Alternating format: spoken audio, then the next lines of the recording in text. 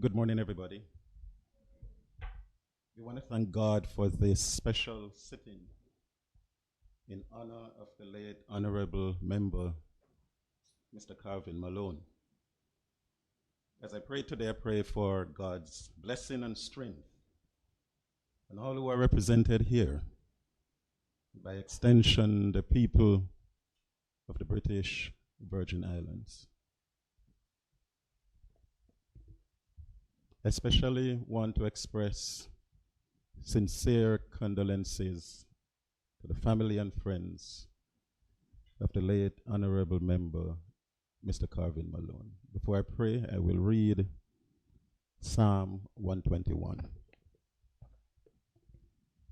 I will lift up mine eyes unto the hills, from whence cometh my help. My help cometh from the Lord, which made the heaven and the earth. He will not suffer thy foot to be moved. He that keepeth thee will not slumber. Behold, he that keepeth Israel shall neither slumber nor sleep. The Lord is thy keeper. The Lord is thy shade upon thy right hand. The sun shall not smite thee by day, nor the moon by night. The Lord shall preserve thee from all evil. He shall preserve thy soul. The Lord shall preserve thy going out and thy coming in from this time forth and even forevermore. Let us pray. Father, we are so grateful this morning. And I give you praise, I give you glory for a precious new day. I pray for the Premier. I pray for the opposition leader and the government ministers represented here this morning. I ask Almighty God for your guidance over the Speaker of the House, the clerk, the assistant clerk, and all the members of this honorable house. Lord, I pray especially for those who are deeply affected by the sudden passing of Mr. Carvin Malone. I ask the God of all mercies, the Father of compassion, who comfort us in all our troubles, to rest his hands of love, grace, and peace on the bereaved family and friends. Thank you, Lord, that you heal the broken in heart and bind up their wounds. We know that weeping may endure for a night, but joy cometh in the morning. And you remind us constantly that blessed are they that mourn, for they shall be comforted. In this season, we hold fast to your promises, wherewith you command us as a people. Fear thou not, for I am with thee. Be not dismayed, for I am thy God. I will strengthen thee. I will help thee. Yes, I will uphold thee with the right hand of my righteousness.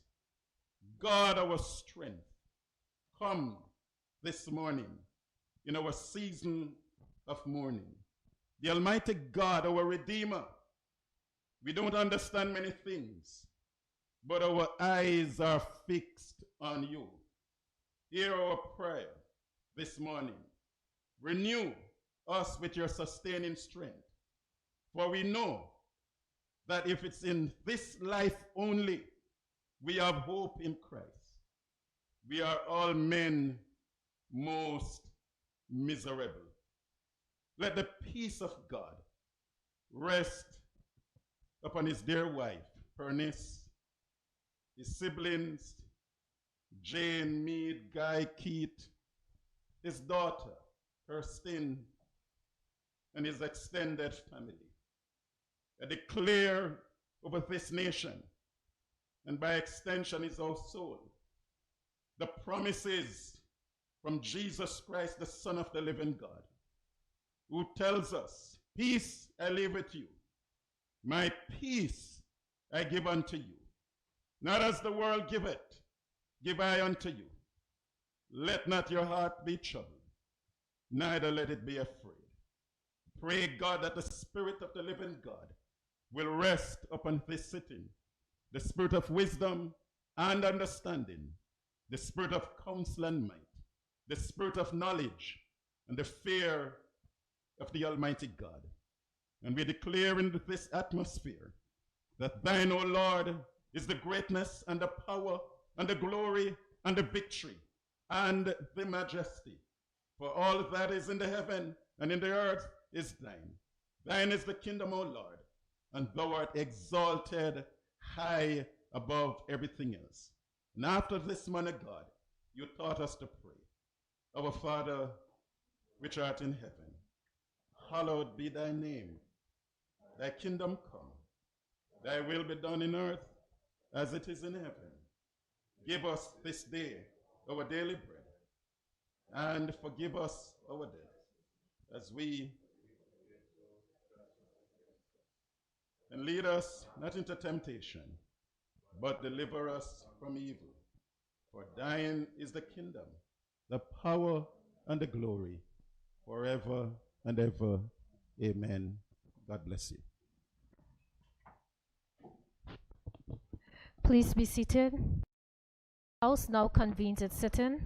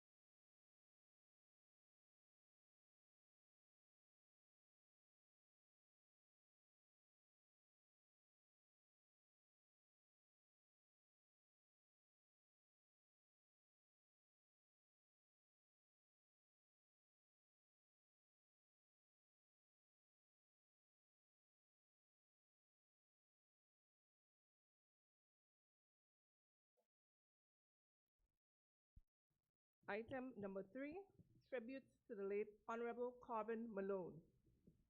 Thank you. I call upon the Premier.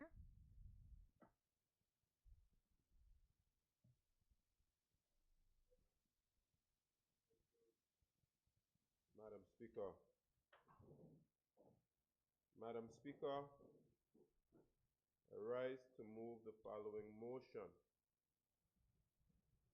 Whereas the House of Assembly received the sad news of the untimely death of Mr. Calvin Malone, a former territorial at-large representative.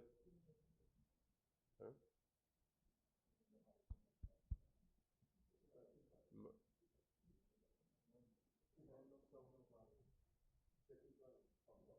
Okay. Madam Speaker, I'll begin again.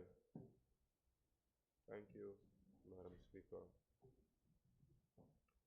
Whereas the House of Assembly received the sad news of the untimely death of Mr. Calvin Malone, a former territorial at-large representative, which occurred on the 14th day of January 2024.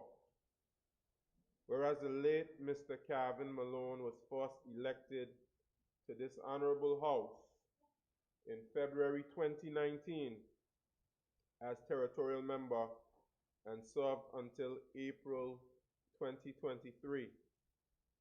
Whereas during his tenure, he served as Minister for Health and Social Development and had the privilege to act as Deputy Premier and was a member of His Majesty's Loyal Opposition. Now therefore be it resolved that the House of Assembly continues the well-established tradition and custom of recognizing the contributions and service of a deceased former member.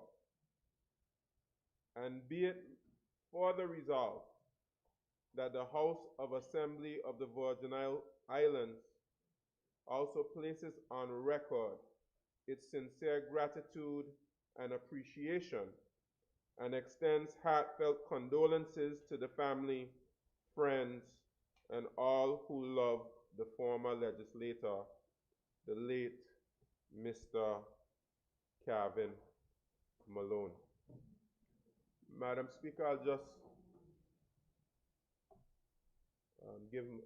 would it be appropriate for me to give my contribution and get the second after? Before you do so, Honorable Premier, let's take a quick recess. I believe there might be some difficulty with the sound system. Oh, the sound. So let's just take a brief recess.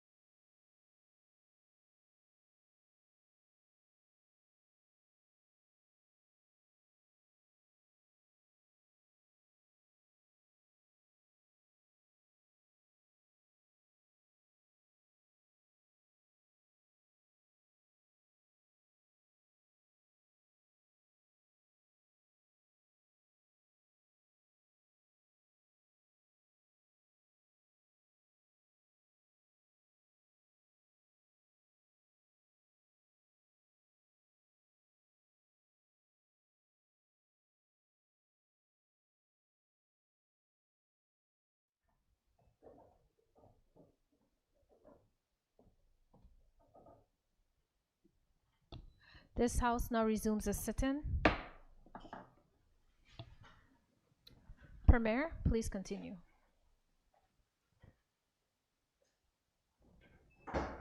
Thank you, Madam Speaker. Madam Speaker, I rise to move the following motion. Whereas the House of Assembly received the sad news of the untimely death of Mr. Kevin Malone, a former territorial at-large representative, which occurred on the 14th day of January 2024. Whereas the late Mr. Kevin Malone was first elected to this honorable House in February 2019 as territorial member and served until April 2023. Whereas during his tenure, he served as Minister for Health and Social Development and had the privilege to act as Deputy Premier and was a member of His Majesty's loyal opposition. Now therefore be it resolved that the House of Assembly continues the well-established tradition and custom of recognizing the contributions and service of deceased former members. And be it further resolved that the House of Assembly of the Virgin Islands pay tribute to the late Mr. Kevin Malone in honor of his many contributions in the territory. And be it further resolved that the House of Assembly of the Virgin Islands also places on record its sincere gratitude and appreciation and extends heartfelt condolences to the family, friends, and all who love the former legislator, the late Mr. Kevin Malone. Madam Speaker, I will begin with a quote from Mark Antony in Shakespeare's famous play, Julius Caesar. This was a quote often repeated by Kevin Malone. It says, "The evil that men do lives after them. The good is oft interred in their bones." I'll just say it again, Madam Speaker. Quoting Mark Antony in the play Julius Caesar. "The evil that men do lives after them. The good is oft interred in their bones." Madam Speaker, it is my duty this morning and beyond to ensure that the good that Kevin has done will not be interred in his bones. For indeed, the good he has done will live on. And it will live on through me. It will live on through his family. Some of the family members who he's been mentoring. It will live on through the organizations and institutions he was associated with. Madam Speaker, let me just take this opportunity now again to express heartfelt condolences to Kevin's wife, Pornis, his daughter, Kirsten, his siblings, his extended family, and all those who loved him. I am one of the family members of Kevin Malone, along with Honorable Penn, who's here. We are part of the Malone clan. And Calvin was born in Fatags Bay in June 1959. This year he would have been making 65 years, and he would have become a golden gem, which is the term he coined as minister responsible for the seniors. And he was born in Fatags Bay, which is where the Malone clan originates from.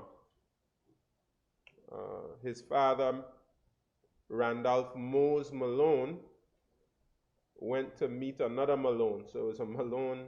So you could say that Calvin Malone was a Malone to the bone, because his mother was a Malone and his father was a Malone, for I believe the Malones from Town, Barber State area, etc. Two separate Malones. And, you know, I don't know the other Malone side so well, so someone else will have to speak on that side. But I know the Malone of his mother, which is the daughter of William Happy Malone and Clarita Pickering Malone. I know that side pretty well because, you know, the Virgin Islands really was built by families, you know, following our enslavement. Is really a number of families in the Virgin Islands that, you know, populated the whole Virgin Islands up until when we had mass migration. And we have some close-knit families in the Virgin Islands, and one of those close-knit families, a Malone family originating out of Fatags Bay. And Calvin was a big part of that close-knit family. And even though we have cousins, first cousins, second cousins, third cousins, many of us live like brother and sister. Many of us look to our aunts and uncles as, you know, as alternative parents. And that's how Calvin lived with all his extended family. You know, and I myself, you know, the Miss Helen's grandchildren and Miss Flossie grandchildren, all of them like my brothers and sisters, and all my other cousins from the different branches of the family. But a theme for Calvin is like, he's like a glue that sticks a lot of different organizations that he was a part of together. So Calvin, you could see him on any particular day at Palmtown, sitting at Cornell Bar, debating with the guys in Palmtown, and obviously talking politics, you know. Or you could see him at 42nd Street, there by Moose, and he's talking with Moose. He's visiting his Uncle Joe, and, you know, you might see him there, Paraquita Bay by Lewis. You know, you see him all about wherever the family is. He's going to make his rounds, and he's going to be making his visits. And certainly, from a family perspective, Calvin will be very much missed in our family. And I expect that our family will be at the funeral in large numbers. But my connections to Kevin go beyond family. We have a lot of similarities. I already said that he's a June born, I'm a June born. He graduated high school in 1976, and I graduated in 1996. And we all know that, you know, when you have an anniversary class, they often have a somewhat of a special relationship with the class that graduated during their 20-year anniversary. And so that is also something similarly that we shared. Also, Andrew Foy graduated in 1986. I was 96, and we would come together sometimes and do anniversary events together for our graduating class. And I can say as well, we speak about Kevin being the glue. In that 1976 class, he was one of those persons who were like the glue of that class, along with people like Kedrick, Pickering, and others who graduated from that class. I often had a great deal of admiration for that class of 1976 and how active they were and how they stuck together. Kevin, obviously, as well, was a wonderful businessman. And this obviously would have been something that he was passed on by his parents and his grandparents. Obviously, William Malone was a businessman in Fattogs Bay.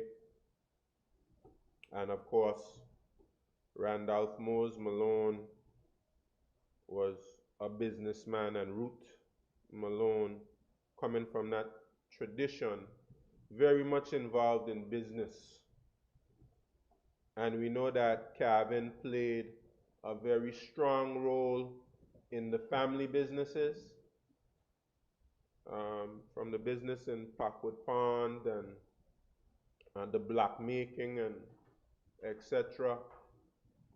You know, the construction and the real estate businesses, etc., with Admiralty Estate, and Kevin, you know, put his heart and soul into Caribbean Basin enterprises, and he was able to compete and win for you know, large contracts, and he was a well-established businessman. And up until his untimely passing, he was launching a new business venture. For some reason, I don't recall the business venture right now. Huh? MCA. Yes, PMCA. Just launching a new business, and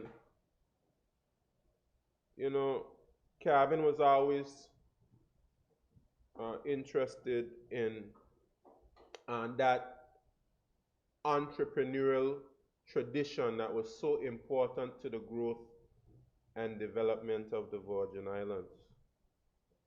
And it is something that his family and all who are associated with could be proud of, his contributions to the business development of the Virgin Islands.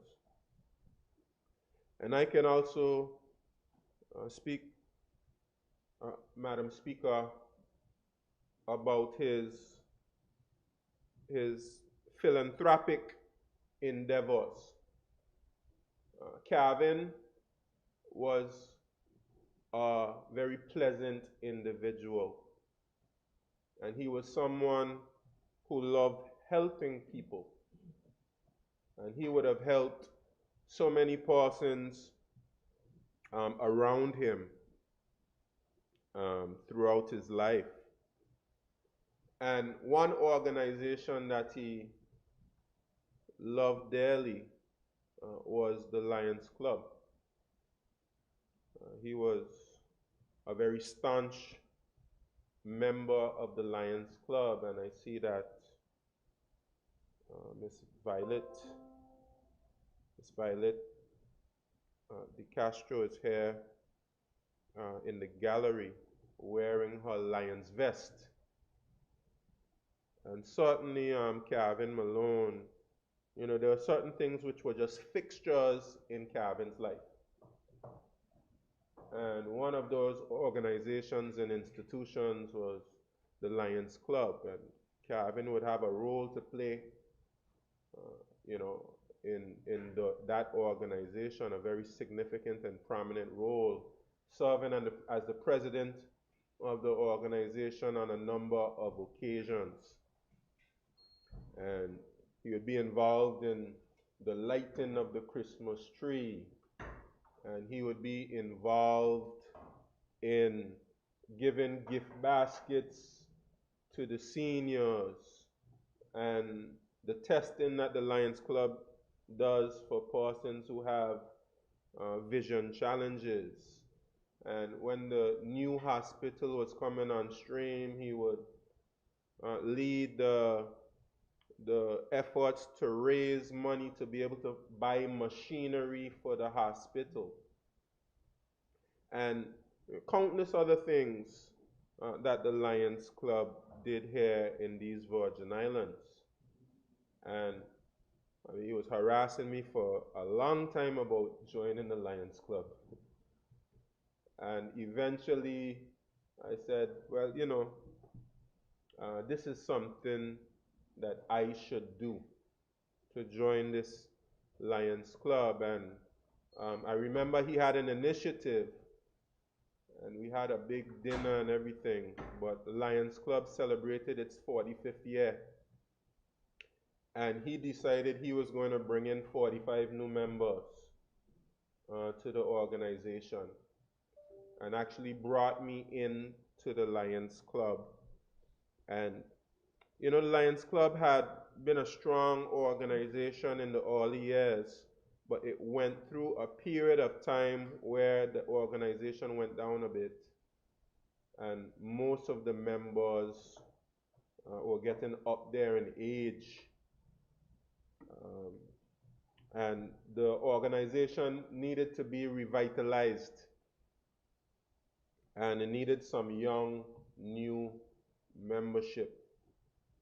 And so he initiated his 45 and 45. 45 members in the Lions Club, 45th year. And he brought in persons like myself. He brought in another close cousin who's basically a brother to him, Kedrick Malone.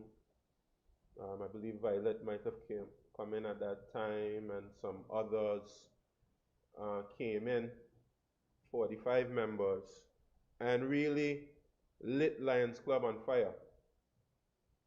And I think if anybody looks at the Lions Club today, you'll see that it's a vibrant, thriving organization with many, many members.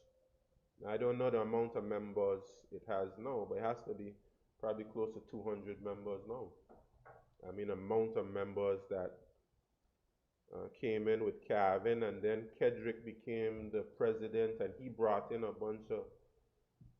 bunch of persons, and then we had a number of presidents after them that have just been making a fantastic contribution to the people of the Virgin Islands. And we'll have to say that, you know, that was because of the work of Calvin Malone.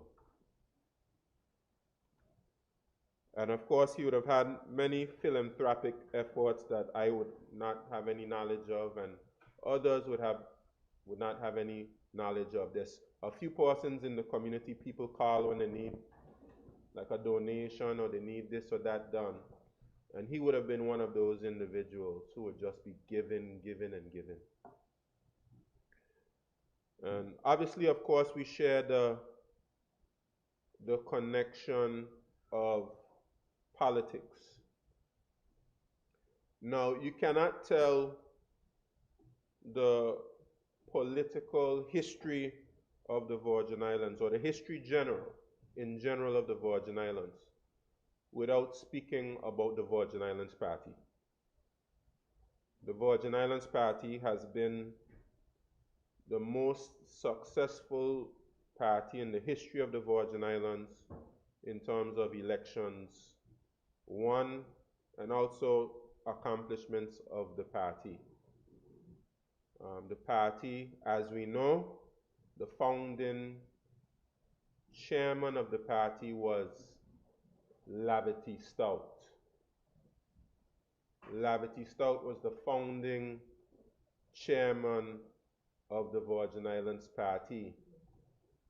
Lavity Stout, I believe Ivan Dawson and Terence Lettsome, and perhaps some others. They started out with the United Party, which I believe at that time persons like Conrad Maduro had a prominent leadership role in the United Party. And obviously, I believe Mr. Maduro was not elected in 1967 when we had ministerial government for the first time. And of course, obviously, Lavity Stout distinguished himself in leadership, being a part of the council, I believe, since maybe about 1957 or so. He distinguished himself as a leader. And in 1971, broke away from the United Party and formed the Virgin Islands Party in 1971. And obviously had Ivan Dawson and Terence Lettsome come with him and form that Virgin Islands Party. And the founding president of the Virgin Islands Party, and we know the significant role of the president of the party.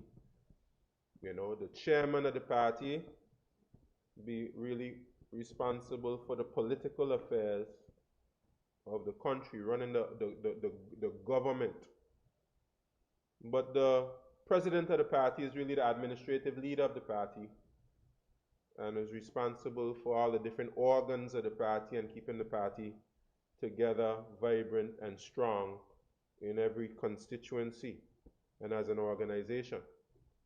And the founding president of the party was Calvin's father, Randolph Mose Malone, along with some other stalwarts and heavyweights in the party. And we can name them, people like Naomi Turnbull and Bienvenido Calwood and Brother Pickering, who was, we call Donald Pickering, and other stalwarts and heavyweights in the party. And that organization did well for the people of the Virgin Islands, whether serving in the opposition or around it would have been 1986 or so, when, you know, the Virgin Islands Party really just dominated politics. From 1986 probably until about 1999. Right. Yeah, straight up until 2003. Yeah, thank you for that, Honorable Dawson. But it dominated politics between 1986 and 2003. And Randolph Mose Malone would have really been a part of that domination, especially up until the 90s. And Calvin would have been right there along with his father, as a real driving force in the success and the development of the Virgin Islands Party.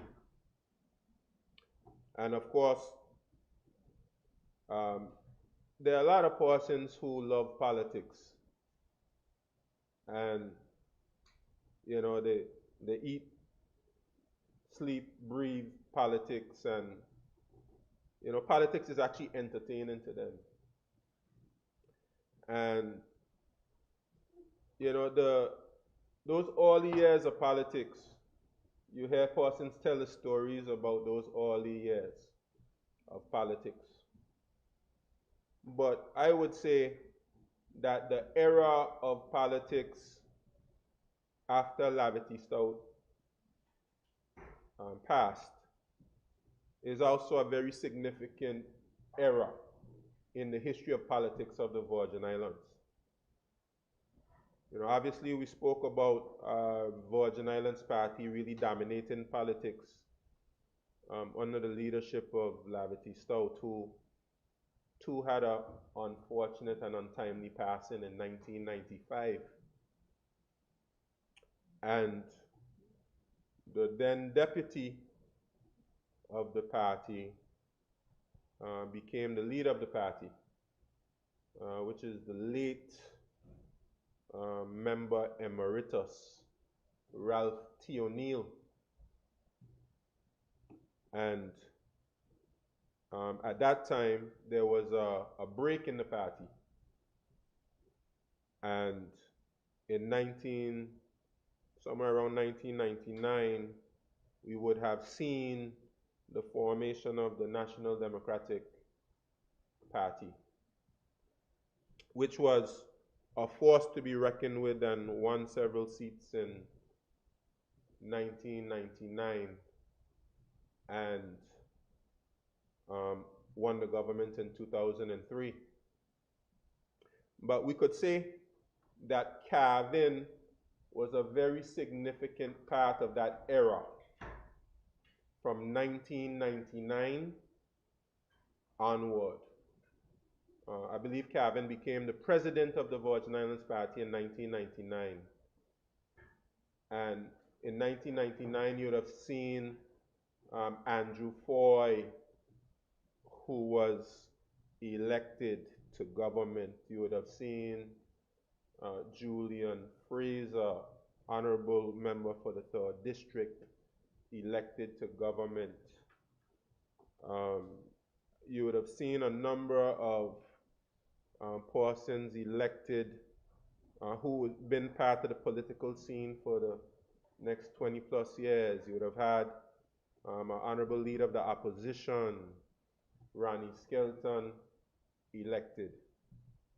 You would have had our former Deputy Premier, Kedrick Pickering, elected. You would have seen former Premier, Dr. D. Orlando Smith, elected. And a number of other persons in the party, both National Democratic Party and Virgin Islands Party, elected in 1999. And they would have been a part of the political landscape, and some of them still sitting here in the house with us today. And really, you know, politics, you would have to say that Calvin was a big part of the battle between the National Democratic Party and the Virgin Islands Party. And where he could, he tried to see where he could steal a member here and there from the National Democratic Party. And we would know he would have had a big part to play in Mark Vanterpool crossing the floor when he did. And he would have had a role to play in Alvra Maduro Keynes crossing the floor. And that's how Calvin was. Calvin was a deal maker. And he was one of those individuals who, he had his hands in a lot of what was taking place on a political level from 1999 up until I think somewhere around 2016. Somewhere around 2016 when he would have given up the presidency of the party to Mr. Lumiel Chichi Smith. And it was somewhere around that point when Calvin recruited me into the Virgin Islands party. I being a young whippersnapper, come back to the BVI with a lot of energy, making a lot of trouble. I would say good trouble. Marching and protesting and on radio and this and that. And I decided to contest the elections in 2011 with a group called the People's Patriotic Alliance. And obviously I got beat very badly in the elections. I mean real beating. And 2011, the Virgin Islands Party would have lost the government. And that kind of began I don't know if you call it a purgatory for the Virgin Islands Party. Coming off of an 11-2 victory between 2007 and 2011 to losing, I believe, maybe about 9-4. And then in 2015, we would have gone down from 4 members to 2 members, with Ralph O'Neill retiring, and another member who I joined up with in around 2015, Alvin Christopher, leaving the party, leaving the Virgin Islands Party, and losing his seat. So around 2015, 2016, we would have had 2 members in government, and Virgin Islands Party probably, you could say, would have been at the lowest point in its history. And it was really a few individuals who built back the party from probably the lowest point it had been in history to the point where the Virgin Islands Party was back in government. You had Andrew Foy, you had Calvin Malone. They had made me the president of the party at that time in 2016. And you had a handful of soldiers, you could say, left in the party. And we set out to rebuild the Virgin Islands Party, which culminated in us really almost miraculously, you could say, winning the government in 2019. And Calvin made the transition from party president and party, you could say, operative, to being for the first time in his life a member of the House of Assembly. And some persons questioned whether somebody like Calvin would be elected. He had been a party member and president for so long, and some persons would have said that perhaps maybe he should have run at an earlier time in life and he left it a bit late. But Calvin was successful. He came on the stage with his Don't Worry About a Thing, Bob Marley. He came on with his Hakuna Matata. And he came on with a very pleasant very pleasant, very optimistic, very forward-looking disposition. And he was elected as an at-large territorial member. And true to his role as an at-large representative, Calvin would be everywhere in the Virgin Islands.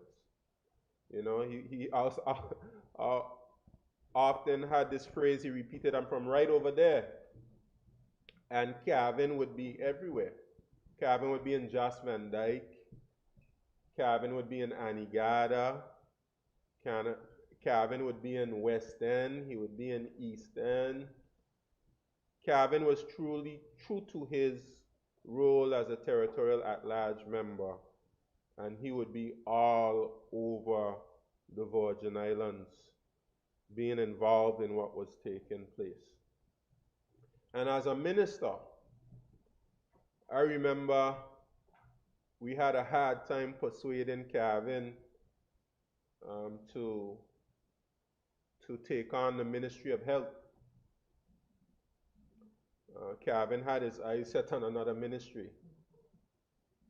And we had to struggle with Calvin to join the Ministry of Health. I mean, to become Minister of Health. And I believe after becoming Minister of Health, you could not get Calvin to choose any other ministry after that. Because I believe that he saw that that was actually the perfect ministry for him. And he really took on the role as Minister of Health. He did a good job in terms of hurricane recovery, helping individuals in the community who was damaged by the storm, you know, to get watertight, he used to say, you know, to get the windows back in, to get the doors back on, to get the roof back on. And he would have helped many, many individuals in the community with that. And everybody would know that he had a very special place in his heart for his golden gems. And he would be visiting seniors programs up and down the Virgin Islands. And you could see he genuinely enjoyed interacting with the seniors. And I, in my constituency, would have, you know, been a part of events along with him, you know, where we go, we sing with the seniors around Christmas time, and we go and we give out baskets. And, you know, he did a very good job with those seniors, you know, and we all remember his program as it pertains to solid waste. He initiated this program for derelict vehicles, and basically no derelict was safe. That's what he would say. He declared no derelict was safe from his program, and he did a good job of cleaning up the Virgin Islands, even though we have a lot more work to be done in that area.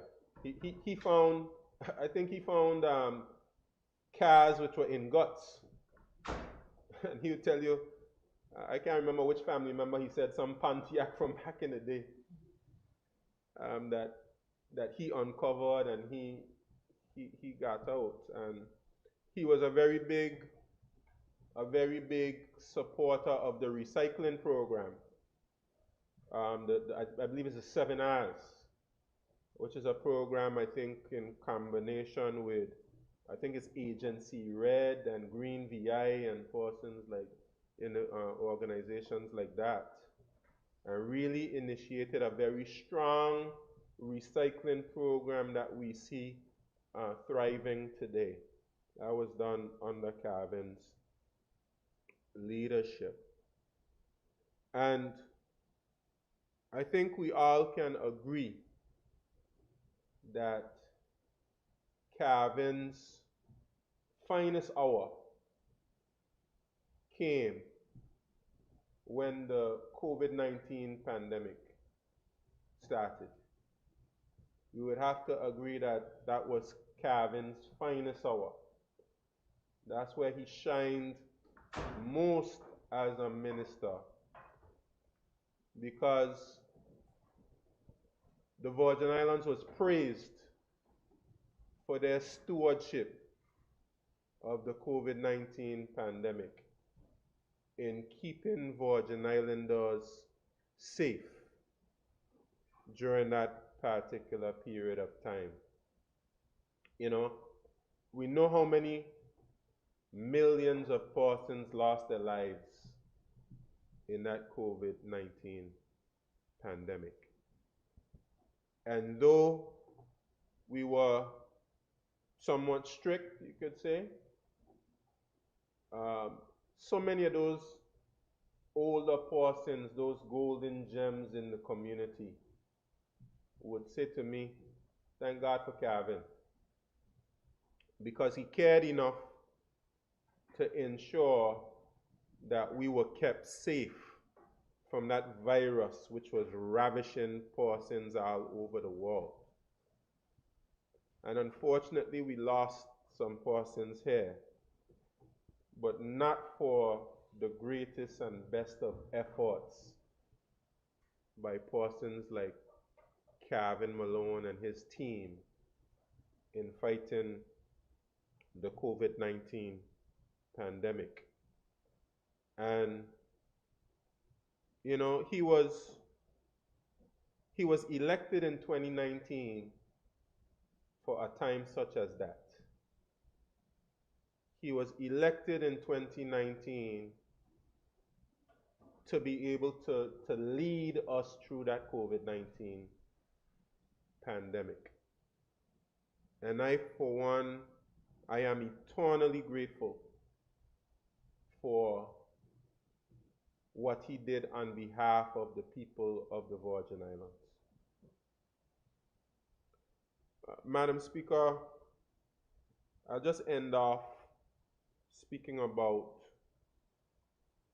Kevin as a nation builder. As a nation builder. One of the things which is very close to Kevin's heart is the constitutional development of the Virgin Islands and our path to self-determination. It was very much important to Kevin. It drove Kevin. And though Kevin was not re-elected to the House of Assembly, he remained active as it pertains to that fight for our self-determination and for our further constitutional development. He was a part of the, I believe it would have been around 2006, 2007 Constitutional Review Commission. He went to the United Kingdom and helped to negotiate for our new constitution. And in 2007, well, maybe he didn't go to the United Kingdom, but he was a part of the commission. And he, the Constitutional Commission that was recently concluded, he attended just about every meeting. It was important to him. It was important to him to see the constitutional development of the Virgin Islands. And he formed the One VI agenda, One Virgin Islands agenda, And he put a lot of energy and a lot of life into it. He opened an office for the One VI agenda. He had this chat group platform. And actually, at the time of his passing, he was just getting into another gear as it pertained to the One VI agenda. The Sunday when he passed, the Friday after that, we were supposed to hold an event. I would have appeared on his One VI agenda platform. And before he passed, he did a number of speaking appearances on various platforms, ZBVI and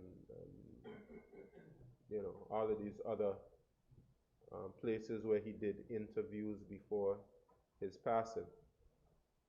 And if there's one thing that we as a Virgin Islands people can do really for ourselves, but also to honor the legacy and honor the memory of Calvin, is to continue the fight for our self-determination and not allow anyone or any group to retard our progress and our development. That was something that was very much close to Calvin's heart. And finally, Madam Speaker, I just say, Calvin, in addition to being a family member, in addition to being a member of the party that I am now chairman of, in addition to being a Lions Club member, in addition to being a former member of the House of Assembly and all the other connections we share, I considered Calvin as a friend to me, a mentor and a friend. And from a very personal standpoint, it's very difficult knowing that he's no longer with us. And this is a real lesson to me, Madam Speaker, because you just never know when someone who is close to you, you just never know when you'll have to say, whether you'll even have the opportunity to say goodbye. And when we were called to the hospital on that January 14th, Sunday morning, it'll be very difficult for me to get the image out of my mind of watching Calvin fight for breath and laying there. And then finally when he passed, seeing the color leave from his face. It is an experience that really no one wants to experience. But, you know, we don't know when our day will come. So I would implore us all, and oftentimes I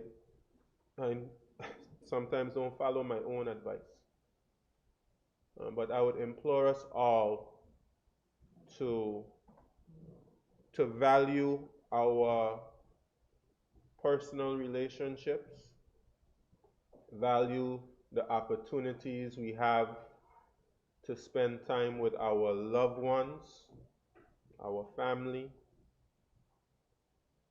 and I would implore us also to look out for our health. Look out for our health, because certainly Calvin is gone too soon. He's gone way before his time. and we all have to look out for our health a lot of times as representatives of people. We often put others, it's the nature of our job, put others above ourselves, ahead of ourselves. But we must ensure that we take the time to take care of our health and to value the relationship with our loved ones. And as I close, Madam Speaker, politicians close about 4 or 5 times before they close. But as I close, I just want to invite the public and members of the House of Assembly to the event that we have 4:30 today, which is a prayer service of unity. And regardless of the differences we may have as a community, there could be party differences, political differences, we may have personal differences, um, professional differences.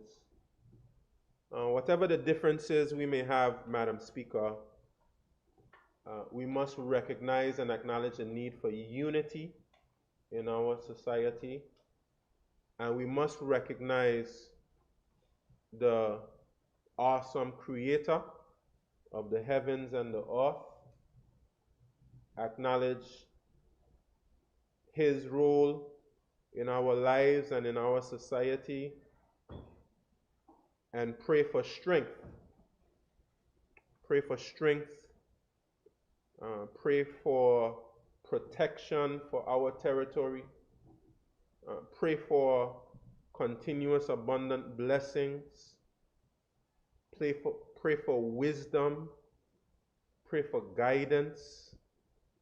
And pray for the strength, the resolute spirit to be able to cope with our challenges.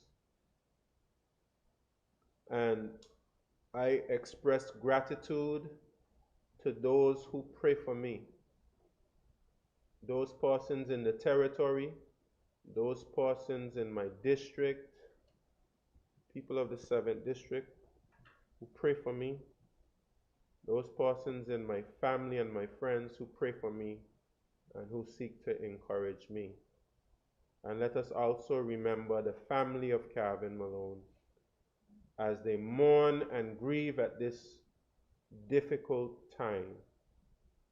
And let us do all we can to celebrate his life and his legacy as one who had the honor to serve the people of the Virgin Islands as a member of this sacred institution.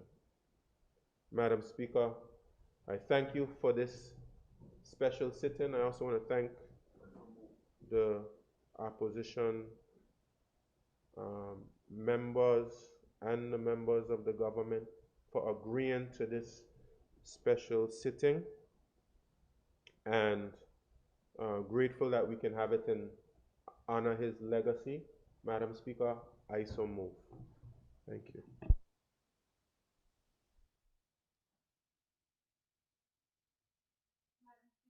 I to second the motion and would ask your leave to make my comment at another time, my contribution. Yes.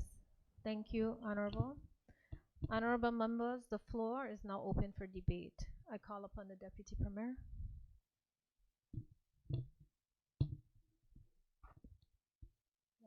Not yet. Yes, I call on the Minister for Communications and Work, Honorable Kai Reimer.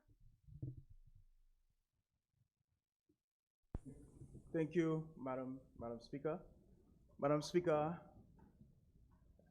at this somber moment, I rise to give my contribution to our good friend, the late Honorable Calvin Malone. Madam Speaker, the Premier spoke so long, he spoke almost everything that I'm sure most of us would have wanted to say. So, we might reiterate certain things that were said. Madam Speaker, as we gather here to pay tribute to a remarkable individual, Calvin Malone. He was not only a dear friend and a colleague, but he was also a dedicated servant to these beautiful Virgin Islands and to the Virgin Islands Party. On the party's level, he embodied the beliefs, the structure, and the commitment of the VIP.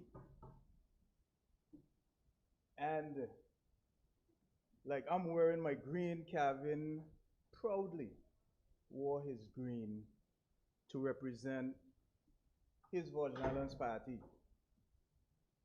and being a VIP member. Madam Speaker, I had the privilege, and some of us have working alongside Calvin from 2019 until 2023. And Madam Speaker, hearing the Premier speak about after winning the election and his desire, Madam Speaker, we all know that God is always on time, because Calvin, he became the Minister of Health and Social Development. And Madam Speaker, it was at that time we were going through,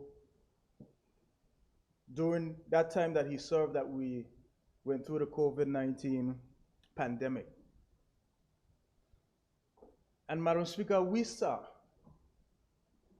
for those who really didn't know him, we saw his unwavering commitment to the BVI, to the Virgin Islands, during that time.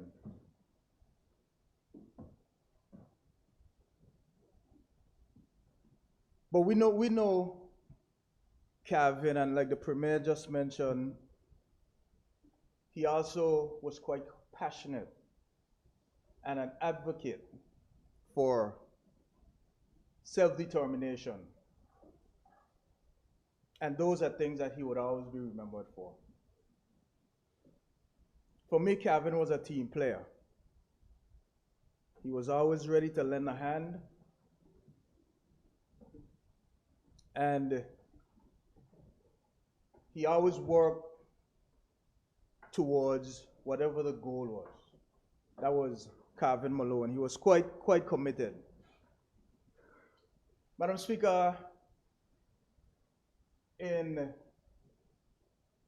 after the 5th of May 2022, when the unity government was formed, and it was restructured and so forth, many persons thought that Calvin was actually upset about the new formation of the government. And sometime after, Calvin actually went over on the opposition side, and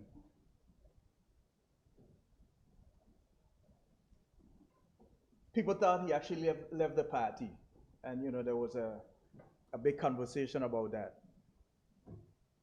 What Calvin actually related to me after is that with what transpired during the events of the COI and the arrest of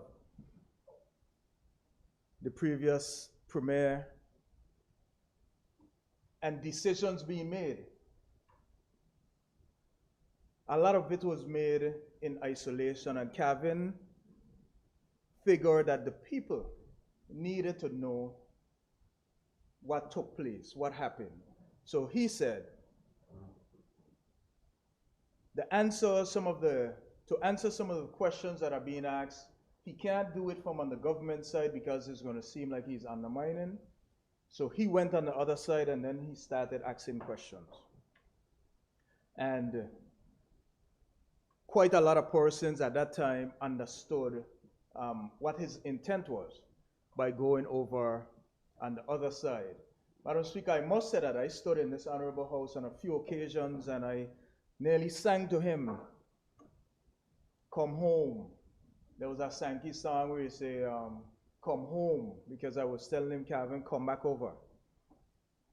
And, he stood firm and he stood resolute in terms of what he thought was the right thing to do in terms of staying on the other side, on the opposition side, to get some answers out to the public. His resolute nature, Madam Speaker, and his genuine spirit, to me, was truly inspiring. And he left an indelible mark, an impact on many of us. I was fortunate, Madam Speaker, to have learned so much from him. And he generously shared his wisdom and his experience. At times you would hear him say, "I'm going to give you this information. It's not that I'm going to tell you how to do your job, but this information should tell you and encourage you to do your job in the right way." Madam Speaker, during his time in the ministry, you would have heard the Premier speak about the impact that he made. Madam Speaker, I could vividly recall while we were going through the COVID pandemic,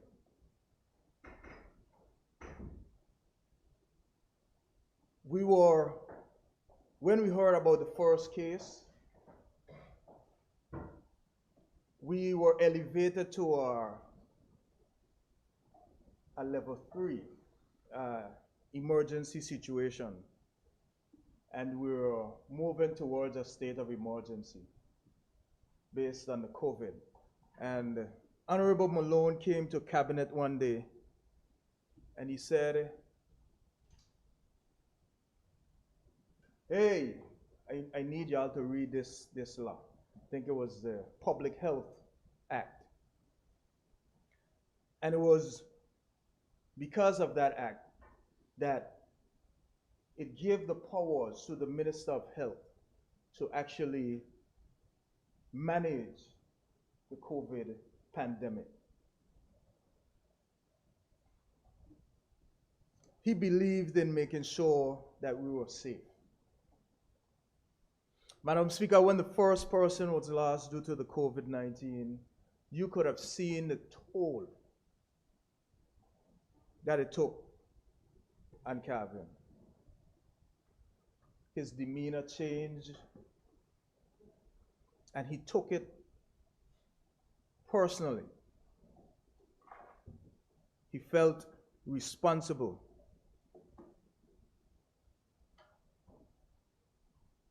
But Madam Speaker, he stayed resolute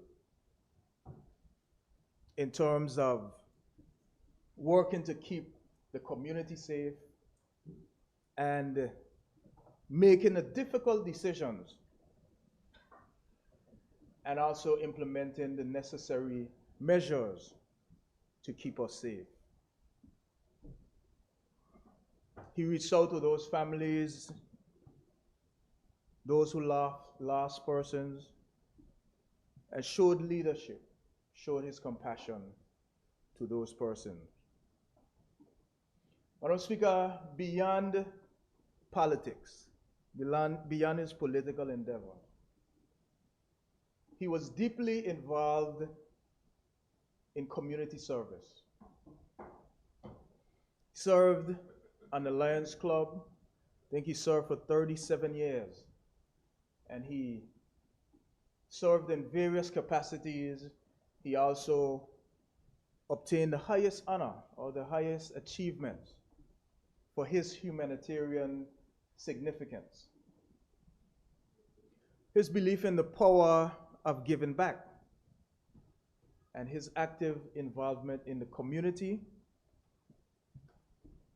made a positive difference and will continue to inspire us. Calvin also had a zest for photography. His ability to capture and share moments of various things, it was unparalleled. His passion for photography reflected his appreciation for the world around us, and he never missed an opportunity,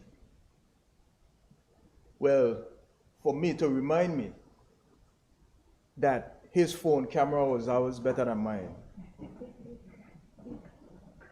As we are in this house, Madam Speaker, many of us would recall being aware that anytime you're not a little too much, Calvin will take a picture of you and let you to know you need to wake up or show you the state that you're in when you fall asleep. And he would show you those pictures. Madam Speaker, you know, as I think about the pictures, and if you go on Calvin's Facebook page, you would see various pictures. And I understood even before phone cameras, he had his camera and he had a whole library of pictures. You would see him telling you he's at his beach office in Cane Garden Bay, whether it's before or after he takes a swim, but he would recall all those moments through his picture taking. Madam Speaker, I know the love that Calvin had for the communities, and especially in Huntumscott. And he would tell me, not even tell me, if when Calvin gets on a podium, no matter where he is in the Virgin Islands, he would let you to know, I'm from right over there, no matter where he's at. And that was the Calvin, always smiling and always enjoying life. I understand that Calvin actually he played volleyball, he played basketball. I recall him playing tennis, squash, and then swimming. He always tried to exercise or do some sort of sports. And you know, even though him and I were supposed to play a little basketball sometime, he told me his feet was hurting him. They were hurting him a little bit, so he didn't take me on. But that was the Calvin, always competitive.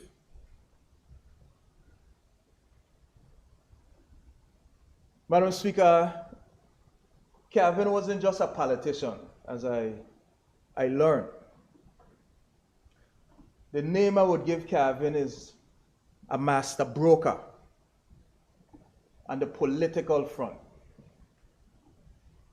I heard the stories about him getting assignments from the late Honorable H.L. Stout during those elections where he would have to go to certain places and stake out.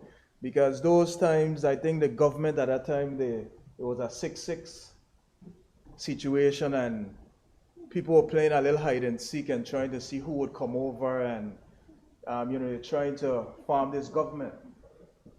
Those are some of the stories that I know Calvin, he told me about. He said one time he had to, I think it was him and Mark Vanterpool, Honorable Mark, they were stake out down by Craft Alive area down there waiting to see who would be going west to HL so that they could form this government. And he said when they got the call about 11, 12, they said they didn't see anybody.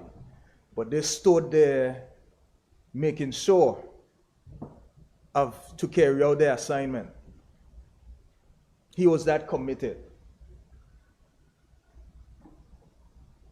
The Premier mentioned him being instrumental in bringing Honorable Mark over from the NDP to the Virgin Islands Party at that stage when Kevin was instrumental in making sure that deal happened. Even as late as our tenure, with bringing over Honorable Alva Maduro Keynes over to the government side. And I could recall on a couple occasions when I went down by Village Key for dinner with my wife at one time. We saw Kevin down there speaking to late Emmett, that was Honorable Alva's husband. And Kevin was so confidential, I'm asking Kevin, were you up and down behind Emmett? What is this going on? Don't worry about it. Emmett and I are friends. I think I happened to be away. Went away, I think the day after or some night, I see a press conference. Alva ordaining her green at a press conference saying that she had joined the Virgin Islands Party. So, I speak of him being a master broker. And Kevin was quite that master broker. So, Madam Speaker, as we go through this session, I ask that they give me a little bit respect there and leave. Let us give this tribute to Honorable Malone. Madam Speaker, his thirst for knowledge and his love for history were unmatched. Kevin had an ability to find any information. He was like a walking historian. But he was always willing to share his wealth of knowledge with anyone. And he understood the importance of our history as it shapes our present and it would influence our future. That was his belief. And I could recall, Madam Speaker, just a few days before Kevin left us. He was at my home and we were having conversation like we usually do. And I said to him, Kevin, with all this information that you have, I believe you need to start writing a memoir. Because all this information that you have, you need to publicize it. Now, I wasn't saying that he needed to write this memoir because I had expectation that he would leave us so soon. But the innovative businessman that Kevin was, I said, Kevin, you could make some money at the New York Times. You could be on the New York bestsellers list. Because this information I know persons would love to hear. And you would craft it in a way that it would be quite interesting for persons to read. Not knowing that there was other plans in place for Kevin.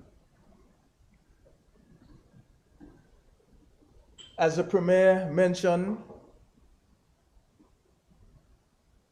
he provided this platform, the One VI agenda. And I recall him saying that being out of politics, he is going to commit himself to educating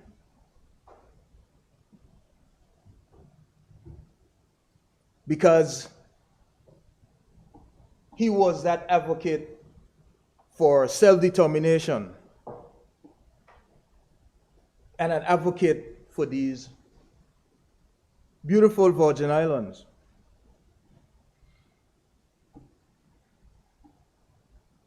He knew his constitution inside and out, and he encouraged everybody to understand this constitution. He served on the 2007 Constitutional Review Committee, the committee, and as this 2023 committee were going around to various communities, Kevin tried to attend each and every one of those meetings because he knew the importance of the information of the Constitution and making sure that he made his contribution to the Constitution. He will surely be missed for that. When you hear Kevin speak about our rights and everything relating to each section of the Constitution, he didn't even need to open a book. He could point you to section 57. He could point you to any part in that Constitution because he studied it and he knew it well. Madam Speaker, he was a fighter. I mean, if for all of us, I'm sure we're on his platform one very agenda. Up until the Friday, he was on his platform answering, interacting, engaging with persons on that platform. I think he went to radio stations as well. Madam Speaker, I don't even know if I should say this part because when I did the research about this character in the Bible, it was right after the governor did his press conference and he asked about additional powers. Kevin and I spoke and he said, we need a Korah moment. And for persons who know Korah from the Bible, they would know that, he was a rebellion. But then he was, eventually swallowed up. But that is what he told me.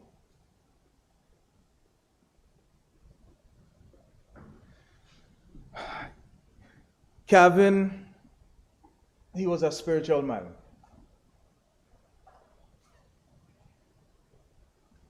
And I know he is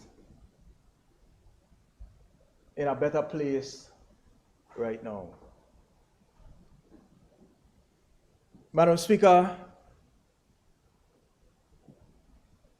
I became close with Kevin after 2010, while I was working at the Department of Motor Vehicles, and we moved to Parkwood Pond to the R&R Plaza. And he became the landlord. So we interacted quite a lot there. We spoke a lot about politics and, eventually leading up to the 2019 election, after some choice words, he told me, come from on that side and come over and be a policymaker. And it was, with his encouragement that I stand here today. But Madam Speaker,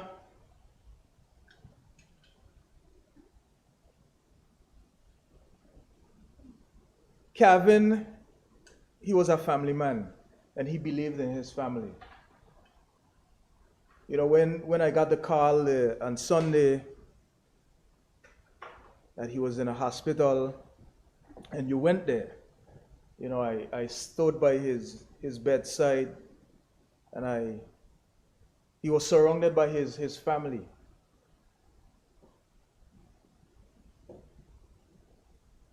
And you could see the fight in Calvin, fighting for his next breath. And like the Premier said, it'll be difficult to get that vision out your mind, out your head, seeing Calvin in that state. But what I can say is I'm happy that he didn't have to suffer too long. So, on behalf my wife, my family, I want to acknowledge his wife, his wife Pernis, his daughter Kirsten, his brothers, his sister, his extended family, as we bid Calvin farewell.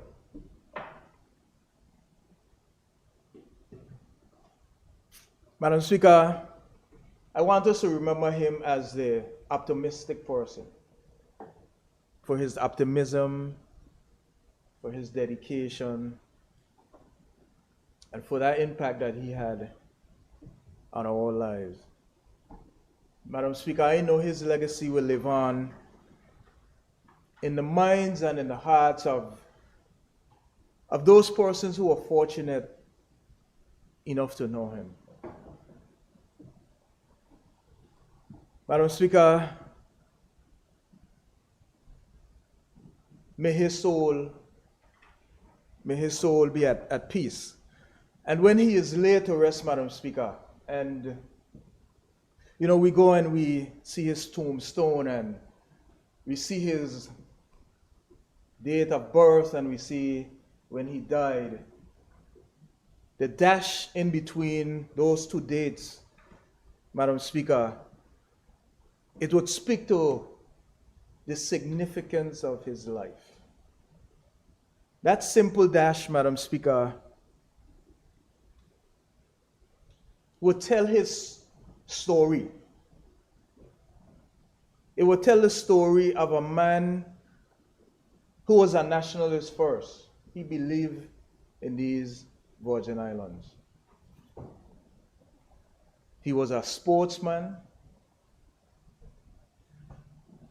He was a fighter in politics, whether it's behind the scene or on the podium fighting to win an election. He was a fighter against colonialism. He was a fighter for self-determination.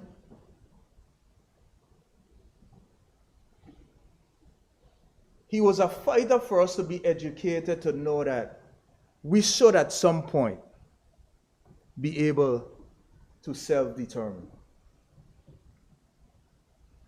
He was a fighter for the Virgin Islands Party. He was a fighter for his business. And for those close around him would know that he had this newfound excitement after politics to go and get back into his businesses, various business ventures he spoke about. He was a fighter for his senior gems, his golden gems. And he, Madam Speaker, was a fighter for education. So, Madam Speaker, in his memory, I want us to carry on his passion, his commitment, for us to continue to fight for these beautiful Virgin Islands. And let us always remember the significance of that dash that would separate his birth and his death. And, Madam Speaker, may his legacy serve as a reminder that the fight for self-determination is for the pursuit of a brighter future for these Virgin Islands. Madam Speaker, I thank you. Thank you, Honorable. At this time, I recognize the member for the 2nd District, Honorable Melvin Turnbull.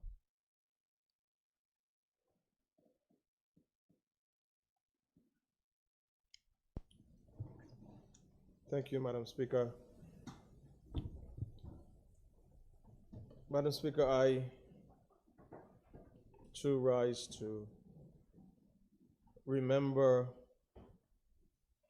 our departed comrade, former member at large Minister, Honorable Calvin Malone. And I do so, Madam Speaker, from a place and a perspective of reflection on what is life and what is life really worth. Madam Speaker, I'm going to ask your indulgence as I refer to the notes that I have prepared. Honorable Calvin Malone, a steward of the spirit of the Virgin Islands and a true son of the soil, who significantly contributed to building the BVI both in his private as well as his service to the territory as elected representative from February 2019 to April 24, 2023. Today we gather, Madam Speaker, in the fraternity of men and women who would have been honored with this opportunity to serve as leaders of the beloved territory of the Virgin Islands, as we remember and pay tribute to the life of our honorable brother. I got to know Calvin long before getting into politics, when I had returned from the United States and was employed as a manager for his brother's firm, MWM Financial Services, back in 2005. I was introduced to Calvin, the philosophical businessman who was never short on words. My boss was Meade, the man with 1,000,005 ideas. 88, the coolest of the crew. Jane, the mother hen for her brothers, and Guy, just being Guy. Calvin was about his business, and between him and Meade, I still don't know who had the most businesses. Because being in the position I was, we saw everything. So it seemed like every week between him and me, there was a new business being formed. And the Premier just mentioned that he was in the process of coming up with a new company. But Madam Speaker, I understood very early that he was deeply involved in following his father's footsteps in promoting the Virgin Islands Party. But outside of that, he loved and cared for his family. He ensured that his family was good. It must have been something instilled in him from their mom, who loved family and genuinely loved and showed concern for people. I know he had a very special relationship with his nieces and nephew, specifically Kyle Scoop, who looked up to his uncles, but I believe that relationship between Calvin and Kyle became more cemented, and I am expected without a shadow of a doubt that that young man will get involved in the political arena some way, shape, form, or fashion. But he was proud of his family, he was proud to show them off, and he was proud to always offer encouraging word. Calvin did his best in trying to convince me to join the VIP for each election in 2015, in 2019, and again in 2023, which he did not succeed at.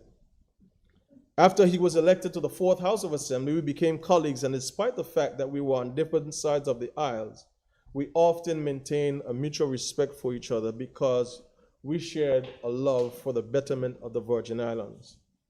Madam Speaker, I recall several times where him and I would get into back and forth, and he would say what he had to say, and I would say what I had to say, and he would always refer to us on the opposite side as the tripartite opposition. And then, after May 2022, he went over from the government side when we formed the unity government, and I was unclear. I used to ask him all the time, you are in the opposition as what? And he could never answer me because he wasn't sure himself. When I speak, I remember the countless hours spent with Honorable Malone working together on committees of the House. Our fight to see the Virgin Islands people rise and take their rightful place as leaders in this territory, and for the building of systems to further develop our BVI. One of the memories that will stay with me is what I witnessed on Thanksgiving night, November 2023, while celebrating my father-in-law's 80th birthday. Carvin was at the same time celebrating his wife's, Pernice's, birthday. I admired the way he took things to another level, and especially at dessert. The man brought out a violinist to play happy birthday to his wife. I walked over to him afterwards, and I said in his brother's Meade voice, I said, you ain't easy, brother. His reply to me was, now you have something to reach for in your journey as a married man. Calvin loved his wife Pernice and daughter Kirsten immensely, and would have given his all to ensure that they were happy. As we mourn the loss of this fallen member, father, husband, brother, uncle, mentor, and friend, on behalf of my family, the 2nd District community, the wider Virgin Islands, I offer my sincerest and deepest condolences to the Malone family. Honorable Malone's legacy will not be forgotten, and his impact and contributions towards the development of the Virgin Islands will continue to be felt for generations to come. May his memory be a blessing, and may his spirit continue to guide us as we strive for a better future for our territory. To those of us that remain elected to serve the people of the Virgin Islands at this time, my prayer, as it was when we learned of the moment of his passing, is that I pray for each of us and our families, and that if we don't know God personally, that we will get to know him. I pray for peace of mind, strength, and wisdom, and the covering of each and every member and your families, as we journey towards our goals of enhancing our social, economic, educational, financial, and spiritual aspects of the territory of this BVI. Madam Speaker, I end with a song, the lyrics of a song that has helped me through difficult times, and I'm hoping that it would help and give some sort of assurance to the family of our dearly departed brother and friend. By Fred Hammond, it says, what do you do when the life you've planned is scattered? What do you do when the one you love is gone? How do you live when it seems that there's no hope for tomorrow, and pain doesn't care where you live or who you are? Lord, you see that my life is broken and I don't know what to do. While I'm in this change, help me remain. I will count on you. When I can't see, God, I know you'll guide. When I cry out, I know you'll feel. When I'm praying, I know you'll hear. And I'm praying for healing, I know you will. You asked us to forgive, and you will do the same.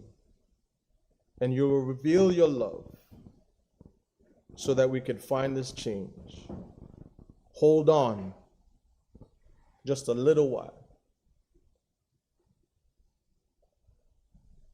Hold on just a little while. He'll bring a song of strength. Hold on just a little while. For God is a God of mercy. He's a God of comfort. He's a God of peace. But more so, He's a God that understands our weeping, our mourning, and He has a purpose for everything in life. Madam Speaker, as we remember Honorable Calvin Malone, may his soul rest in eternal peace. And I pray that if he's not with us physically, that he'll not be in the woods, but that he'll be around the throne of God walking on the streets of gold. Thank you, Madam Speaker. Thank you, Honorable. At this time, I recognize the Minister for Education, Honorable Shari De Castro. Madam Speaker, I rise to pay homage to a member of the Fourth House of Assembly of the Virgin Islands. And I take this opportunity to state that long before the late Calvin Malone was endowed with the position as an honorable member of the House, I believe his character spoke to humility and clearly declared that he was an honorable man. And of course, due to my age, I find it very difficult to refer to him by his first name. So I'm going to use that adjective honorable in front of his name because I believe even before he sat in that house, in this house, he was indeed an honorable man. So, Madam Speaker, truly, as we stand here in the hallowed walls of this House of Assembly, we pay homage to a fellow comrade who is now no longer with us. And truly, it leaves a void. I don't believe that can be filled when you really think about it, because Honorable Malone would have been a soldier that really toiled in the trenches. His voice really resounded and echoed on the battlefield as he sought to really fight for the future of the Virgin Islands. He was a defender of the causes that was dear to his heart, and I believe over the time that we saw him sitting in this house, we would have seen the fight and the fury of a Virgin Islander who believed in country first. I want to take this opportunity to extend my deepest condolences to his wife, Paunis, and daughter, Kirsten, and the entire family. Honorable Malone was the glue that really kept his family together. We've heard stories about how much he believed in the unity of family and the strength of family, and how he would ensure that there would be opportunities for gathering at his home and other places to really strengthen the bond and to continue to ensure that his family stood as a unit. And even beyond that, of course, we would have heard about his impact in the Virgin Islands Party. And truly, he served for a very long time as the president of the party, as the face of the party. He was the one on the lectern introducing candidates. And thanks to my mom, who was a founding member of the Youth Arm, the Virgin Islands Party Youth Arm, alongside Calvin and others, we truly, as a family, would have been embedded in the Virgin Islands Party and would have seen from young the impact of Honorable Malone's involvement in the party. And I want to take this opportunity to acknowledge the president of the Virgin Islands Party, Ms. Shari De Castro, who is in the gallery, as well as my mom, who are here in tribute to the legacy and the life of Honorable Malone. I would have grown up in the Virgin Islands Party. I often say I remember when the headquarters was right across from the offices of the House of Assembly. And many nights, my siblings and I had to sleep on the floor of that building because they didn't know how to end the meeting.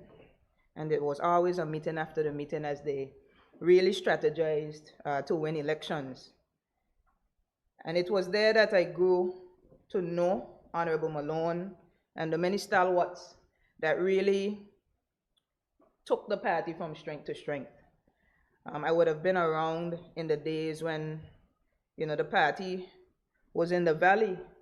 And if you consider Honorable Malone's commitment, I believe that he really carried the party when no one else was there. He was there in the mountain moments, he was there in the valley moments, and he believed in the Virgin Islands Party.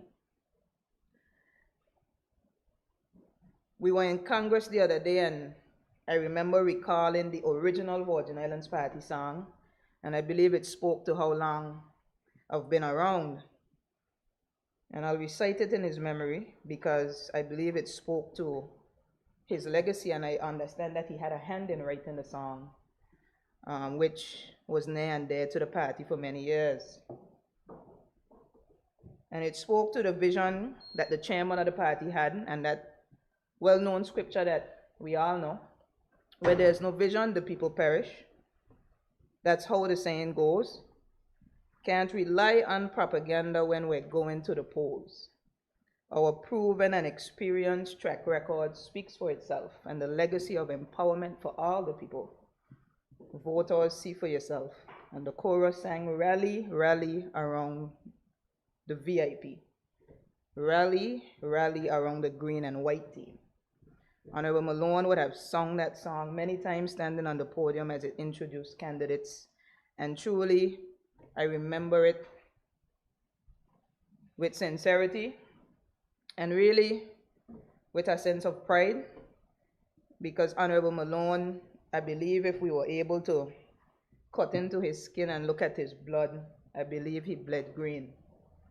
And we know green is a symbol really of growth and harmony and truth and resilience and loyalty, and I believe that all those characteristics really speak through to the man, the late Honorable Calvin Malone. Beyond politics, Calvin really had an impact in the community. He was the president of the Lions Club, as many persons stated, and I remember personally benefiting from his volunteerism. Before entering politics, I was engaged in my business Right to Read, which was an after-school program that really focused on literacy, teaching young people how to read. And I remember Calvin sponsoring some young people to get tested so that we could understand where they stood in terms of their reading ability, and so that they could get the requisite intervention to be able to develop and advance in their academic achievements. That was the kind of person that he was. He always sought after opportunities to help children.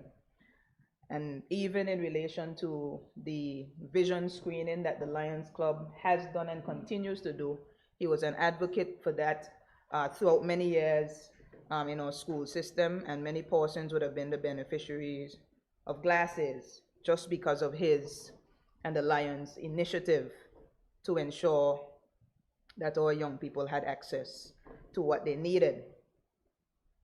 Of course, we speak about his legacy during the pandemic and the focus and attention that he paid to ensuring that all of us would still be alive. And I really count it an honor to have served with him, because I believe during that time we really saw the wisdom and the knowledge that he had, really come to life. The strategy that he engaged in during that time was second to none, and I believe he really led this territory through one of the most difficult times. And many of us standing here today are beneficiaries of his advocacy and his leadership, and I really want to acknowledge the work that he did during that time. It's been said already, Honorable Malone had golden gems, and my grandparents would have been beneficiaries of his support, his visits, and I remember very well and very fondly how much he really consider the seniors as the building blocks of our community, and how he ensured that he took the time amidst the busy schedule. I mean, I don't even understand where he found the time from, but he made the time to ensure that the seniors felt his touch, and I believe that we owe it to him, Minister of Health, to continue to advocate for the reopening of our community centers to our seniors, so that they can have the space and the room to, continue to interact with each other and with us, to share our history. And speaking of history, I consider Kevin to be a library of knowledge. Really, I remember reflecting just days before he passed. I was watching his interview on JTV. In the midst of the announcements from the governor, Honorable Malone found it fit to access an opportunity to speak to the public. And I still don't believe that the reporter, Kathy, knew what she was getting into when she asked Honorable Malone to come and speak. Because, as you know, he used it as an opportunity to share history.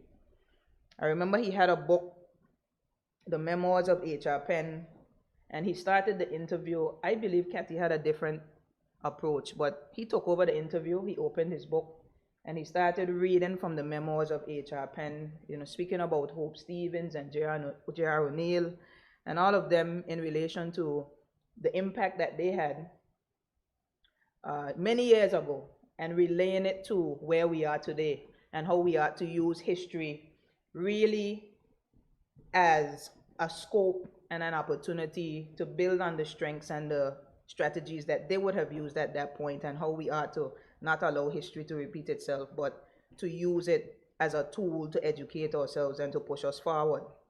And I sat and I listened to that interview, not knowing that days later, we would no longer have the benefit of flipping through the pages of such a wise mind that would ultimately have chartered so many opportunities for the people of these Virgin Islands. I was sitting there looking around the house, and I said, I don't know if there's been another member who's been the deputy premier, the minister, a backbencher, and an opposition member. He was all those things, and he did every single one of them well. In one house. That's in one house for real, in the fourth House of Assembly. What a thing. But it spoke to the reality of how flexible he was, and how stubborn he was as well. And I could identify, because I'm a pretty stubborn person. We often engaged in that way. And one of the things I always joked with him about is that Honorable Malone would always go around and around the mulberry bush before he could tell you what he's trying to tell you. He had a tale, he had a story, he had an idiom. He would be telling you about popcorn, rodeos, woods, cows, cats, kittens, anything you could think about. Cows in the road.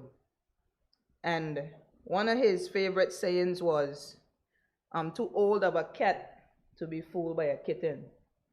And he would watch me and he would say, you're a kitten. And I count it an honor and a privilege to have been a kitten that would have grown up under the tutelage of such an amazing man in the Virgin Islands Party, but also in the House of Assembly. And I want to really take this opportunity to speak to the man that he was, but most importantly, use his legacy as an impetus for us to continue his movement forwards. Because when you consider it, he was a staunch believer in our quest for self-determination. He made that clear through his One Via initiative. And he really wanted to allow us to consider the reality and to, as members of the House of Assembly, take on the responsibility of really recapturing the trust of our people and the respect of our people, so that we could move to a place of self-determined status.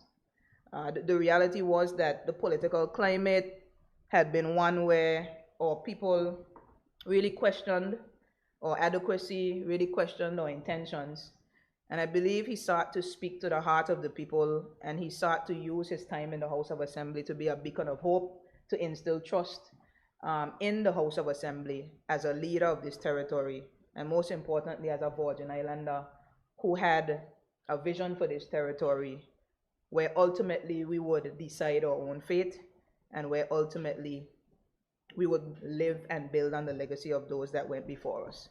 So, Madam Speaker, I want to end by really hitting the point home.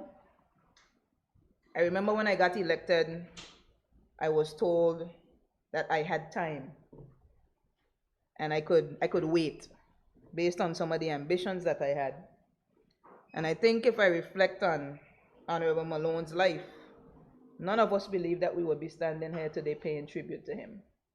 And we often look at that dash in terms of age, and we often put restrictions on ourselves and restrictions on people based on the difference that they envision to make. But I want to encourage all of us sitting here today, I want to encourage everyone in the Virgin Islands to really reflect on the reality that we really don't know how long this dash can be. And so while age and sex and gender and all kind of different things often become barriers in our pursuit of our dreams and aspirations, I believe Honorable Malone's legacy will stand as a beacon and as a symbol, really reminding all of us that we are here for a set time and a set purpose.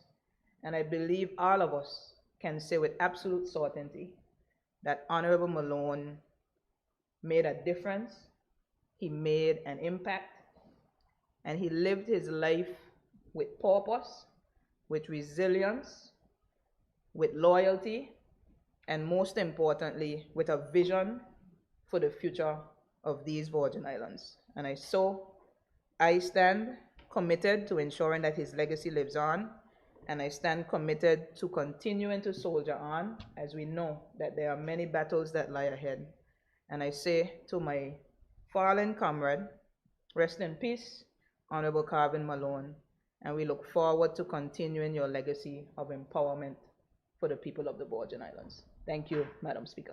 Thank you, Honorable. At this time, I recognize the Minister for Health and Social Development, Honorable Vincent Wheatley.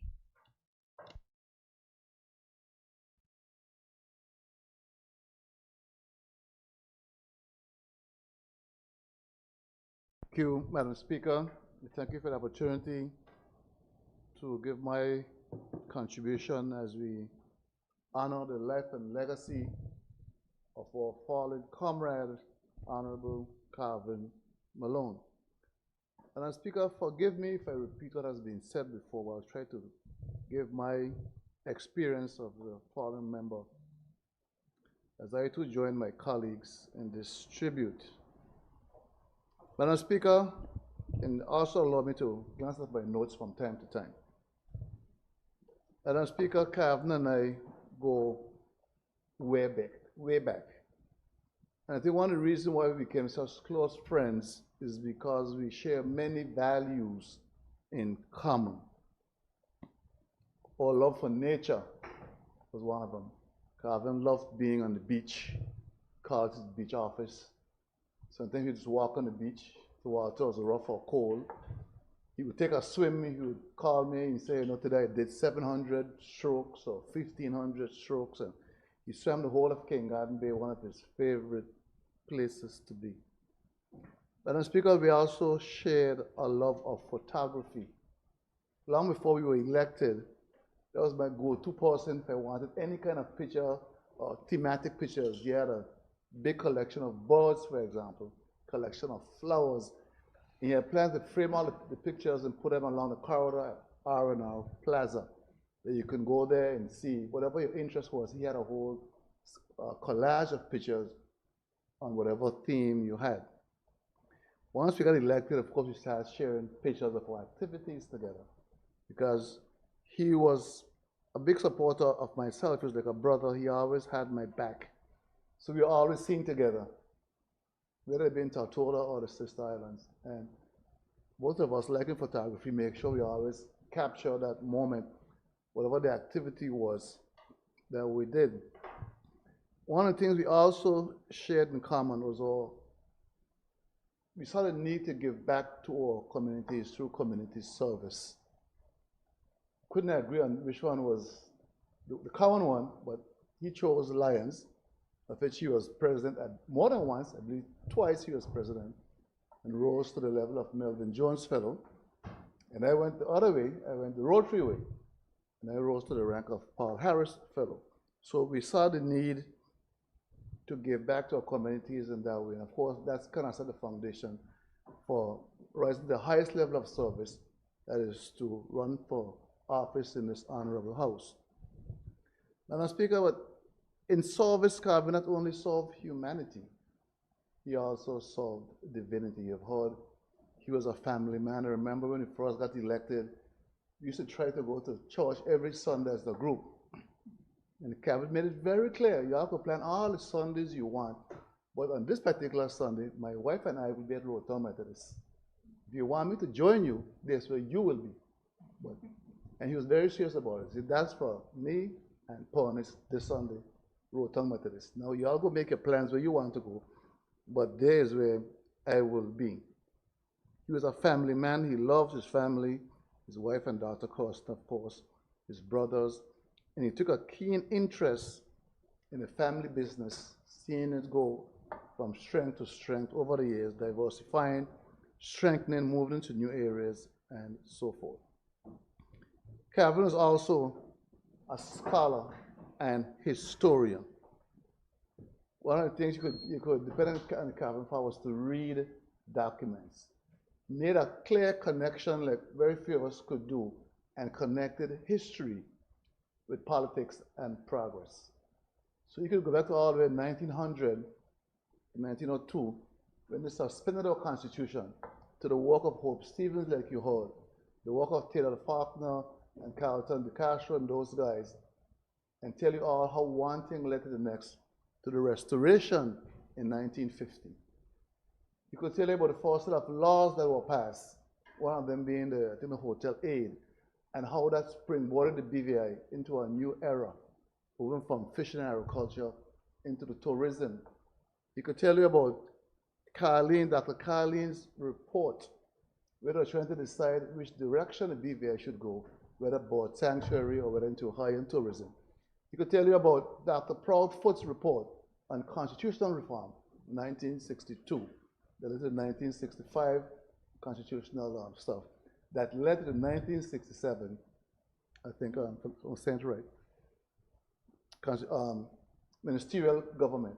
And he could tell you all about those things and how one thing connected to the other. Now, the minister who spoke before me was very diplomatic in what she said about the week presented.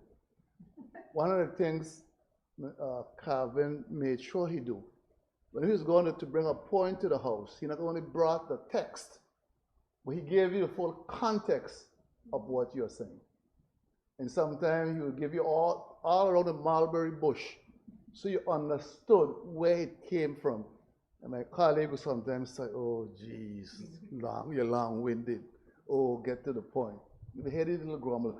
But he understood the power of education, and he brought the full context of what he was saying to bear upon what he was saying. And he was very thorough, and he was very proud of his presentations. Very, very proud. And he always liked affirmations. Say, Minister, how come? Say, boy, you hit that good today. You like that. That's how he was. He was always very, very thorough with what he was doing. It was always fun campaigning with Calvin. He was a great strategist. Something by himself, but he'd always, like you heard earlier, very optimistic about things. Very, very optimistic. And he could plan and execute a plan. One of his greatest things that he in his mind that he did for the party was the Constitution.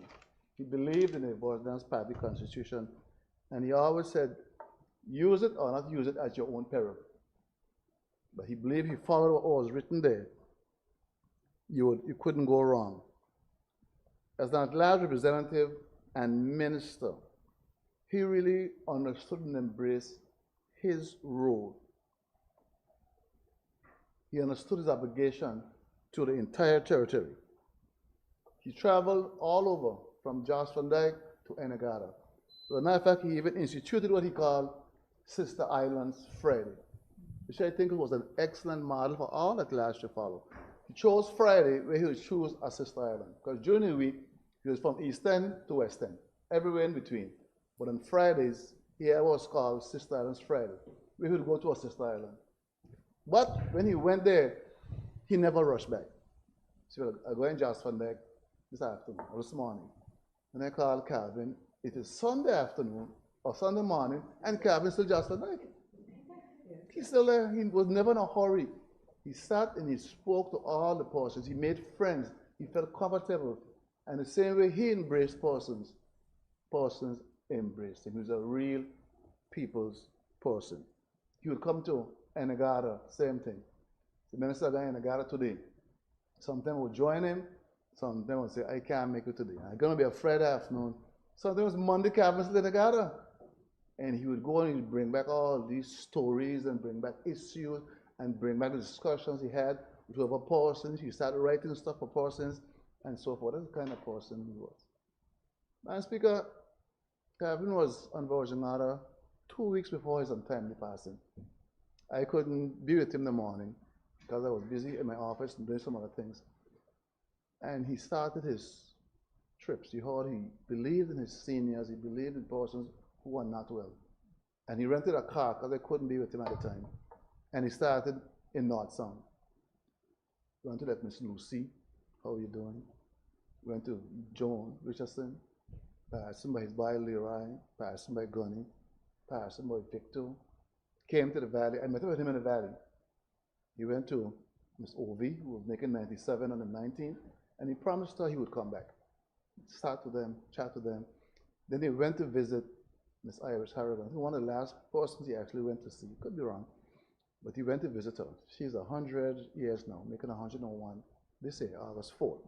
But he made sure he popped in to visit his golden gems, his seniors. What he had found out, because the Premier was establishing the Malone connection with him and East End, but he had found out that Miss Iris Harrigan actually had family who were Malones. He was quite intrigued by that. Because we grew up in Virgin Islands, hearing about Malone Bay, he said he really got Virgin Islands roots. Coast looking land Virgin Islands, so I was stopping very quickly on that. And there's a place in Virgin Islands I grew up known as Malone Village.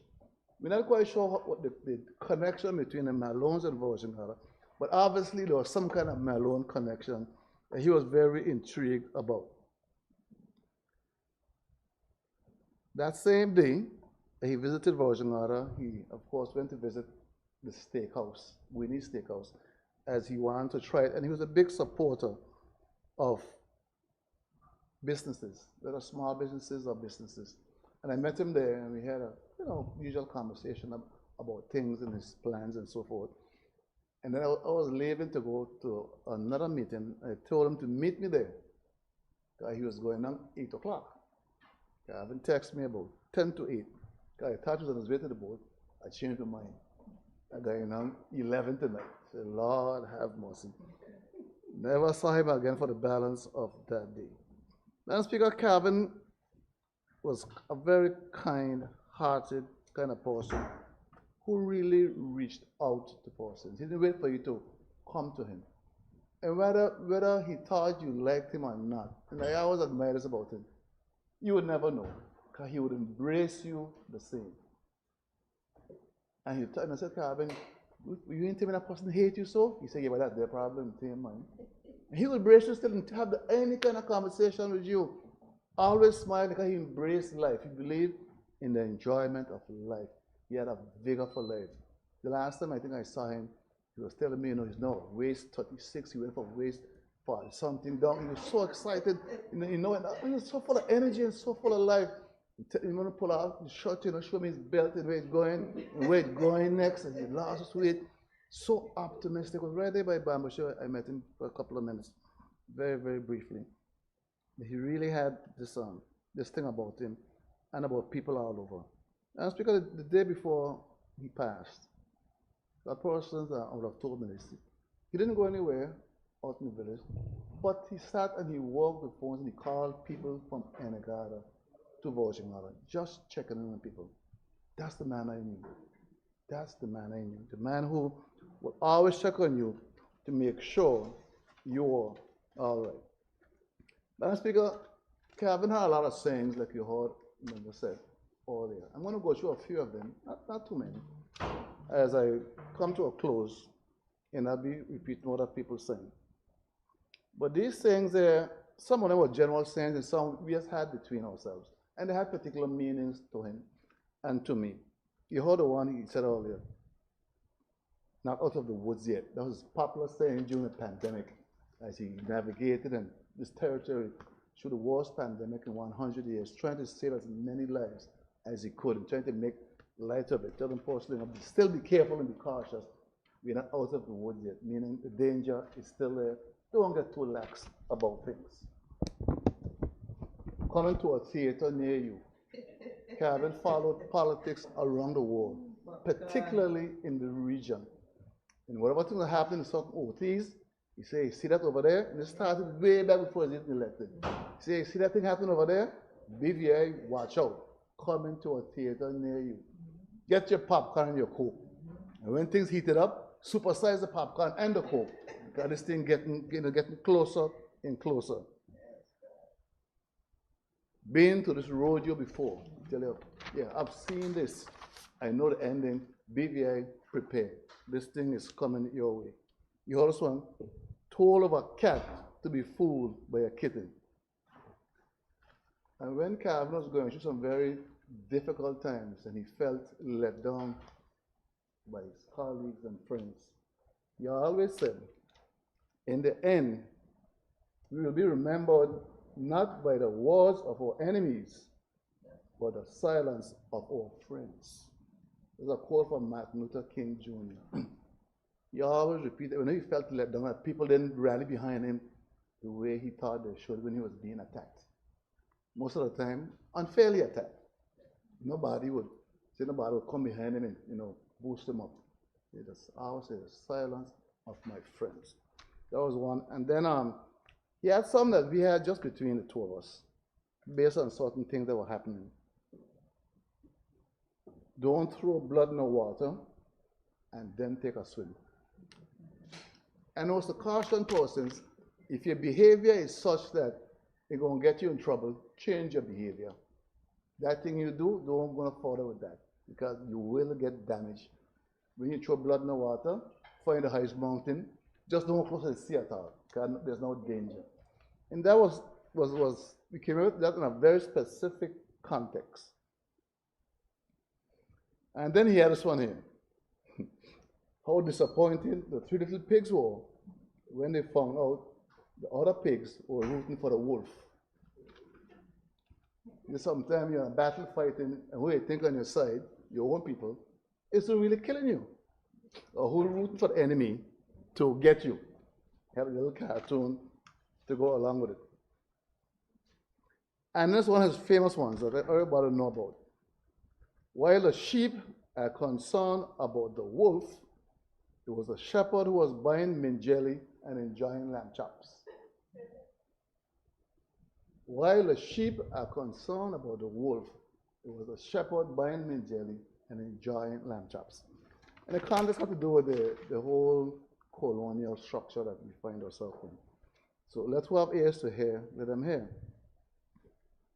Mr. Speaker, Madam Speaker, as I come close to my close, I'll leave you this saying here that actually the Premier used it as he began it. As he began this thing. He probably saw my notes, I don't know. But I'm going to use it still because I wrote it down before the Premier said. So I'm plagiarizing. If I'm not mistaken, Calvin also used this quote when we were doing tribute to Honorable Ralph Tierney. The same quote the Premier used. He said, the evil that men do lives after them.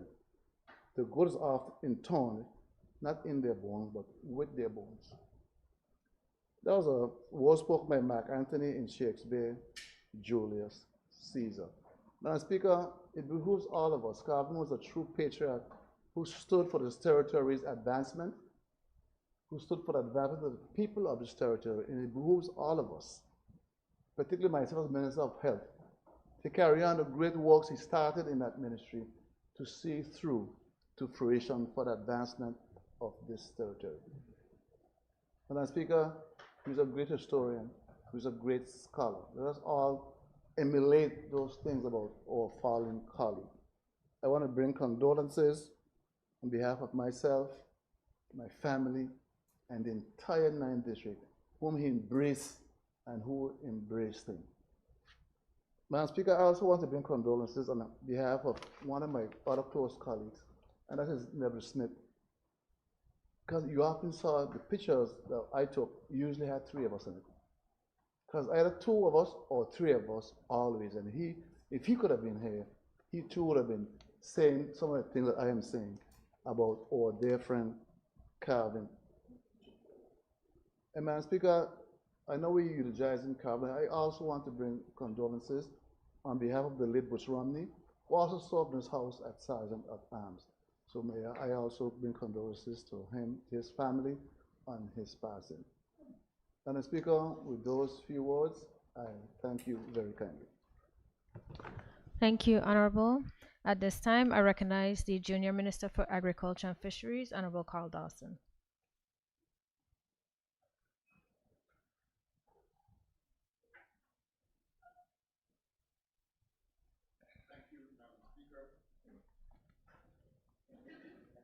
Opportunity to speak on the occasion of this special sitting as we pay tribute to a former member of this House, and I join with the others in still calling him on this occasion Honorable Calvin Malone. On behalf of my own family, I would like to offer condolences to his wife, Pronice, his daughter, Kirsten, his sisters, Jackie, who also shares a great passion for politics as he did, Jane, his brothers Guy, Meade, and Keith, of course you all know as 88. I also like to say condolences to 2 members of the House, in particular, family members, the Premier and the member for the 8th, who are close to him as family members. And condolences to his wider family, the Lyons family, the Virgin Islands Party family, and indeed the entire community. Like the member for the 9th, I too would like to use this occasion to offer condolences to the family of someone else who served in this honorable House, Mr. Wellington Butchie Romney, who served as Sergeant at Arms for the House. It has been, like so many of us, a great pleasure for me to have known and worked alongside Calvin Malone, and to be able to call him, like so many of us, a friend. My earliest awareness of Calvin came primarily through his leadership in sports in the territory, particularly basketball, when what I would consider the heyday of basketball in the 1980s, where another former member of this House, Honorable Mark Vanterpool, served as the president of the Basketball Association, and Calvin served as vice president, and we were involved in the Leeward Islands Basketball Association tournament, and many great things were happening at that time, and the excitement was very high.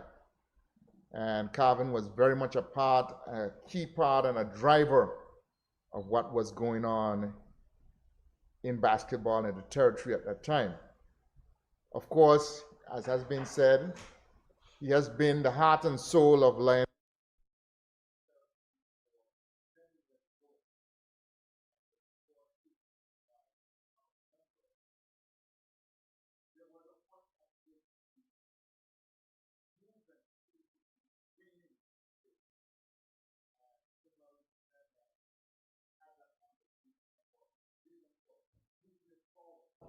And a key part of that was recruitment.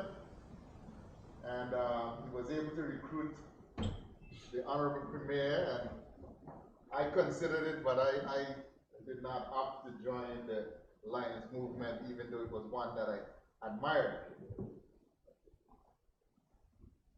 The movement and recruitment he did was across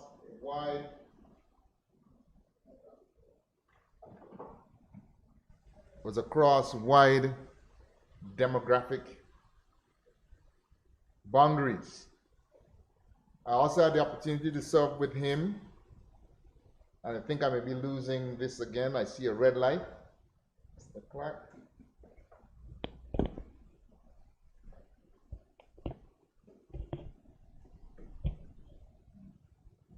Thank you. I also had the privilege of serving with him during my tenure at the HLAT Stout Community College. He would have been the youngest member of the board appointed in the early 1990s by the late HLAT Stout. He shared Stout's vision for the institution and was a key part of whatever took place in the college for much of its first 25 years. He was always an active participant at the board, and he brought his business acumen to our proceedings and was always willing to share his insight and, when needed, to give of his own resources to the advancement of the institution.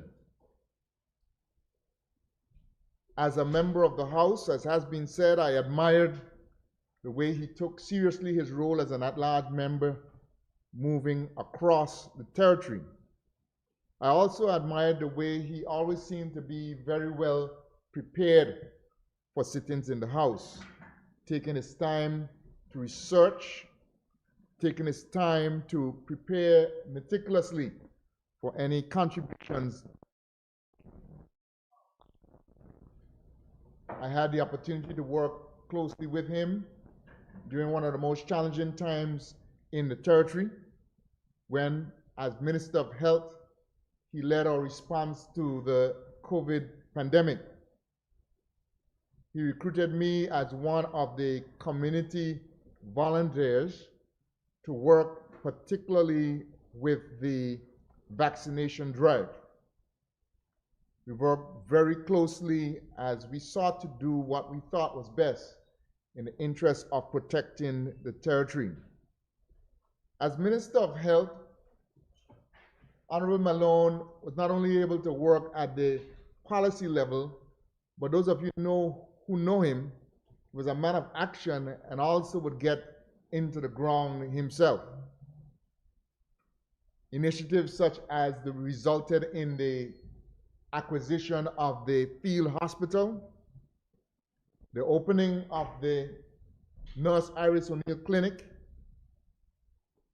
A number of these things, Calvin put his hand directly in to make sure that they happen.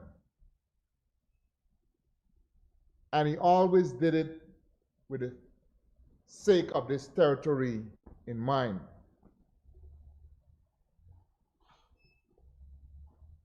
Honorable Malone, as has been said, was VIP to his backbone.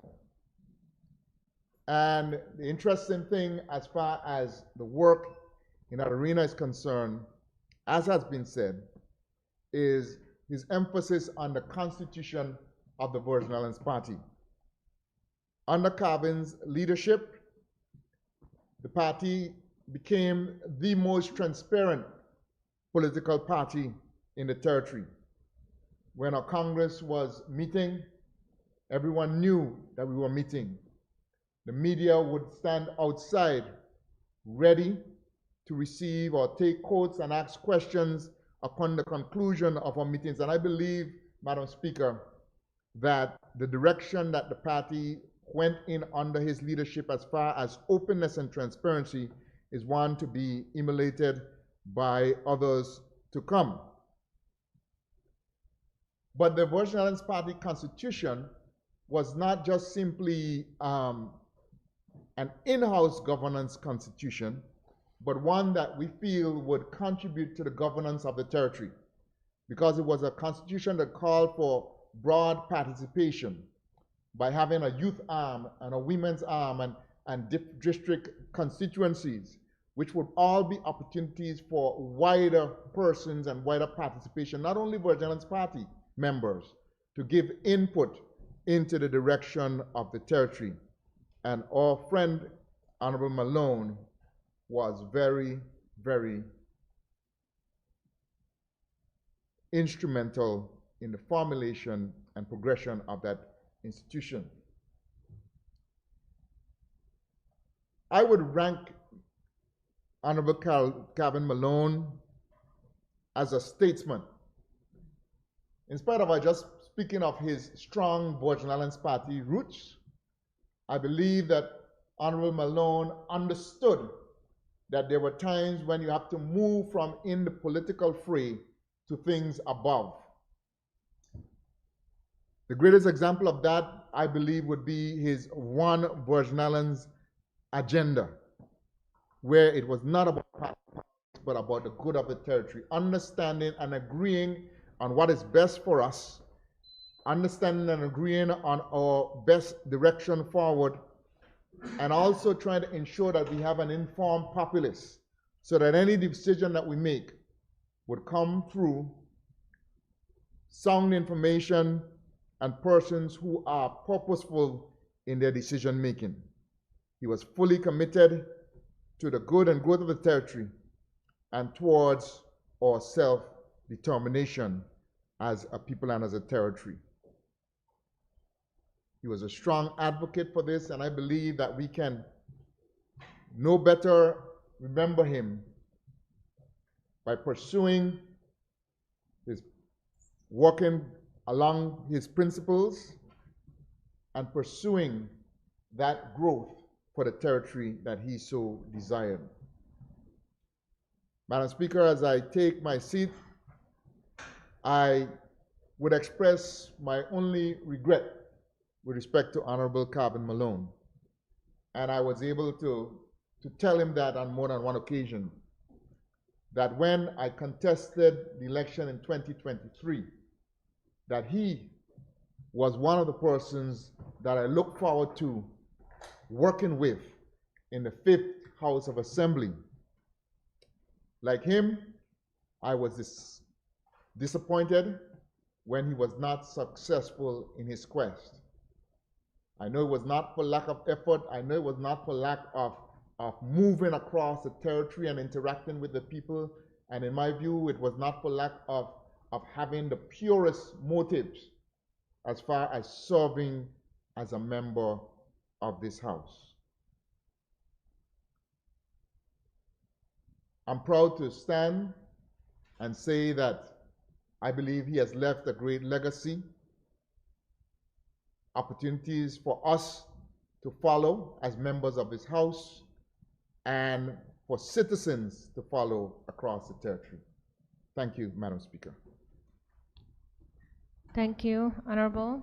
At this time, I call on the Deputy Speaker, Honorable Stacey Mehta.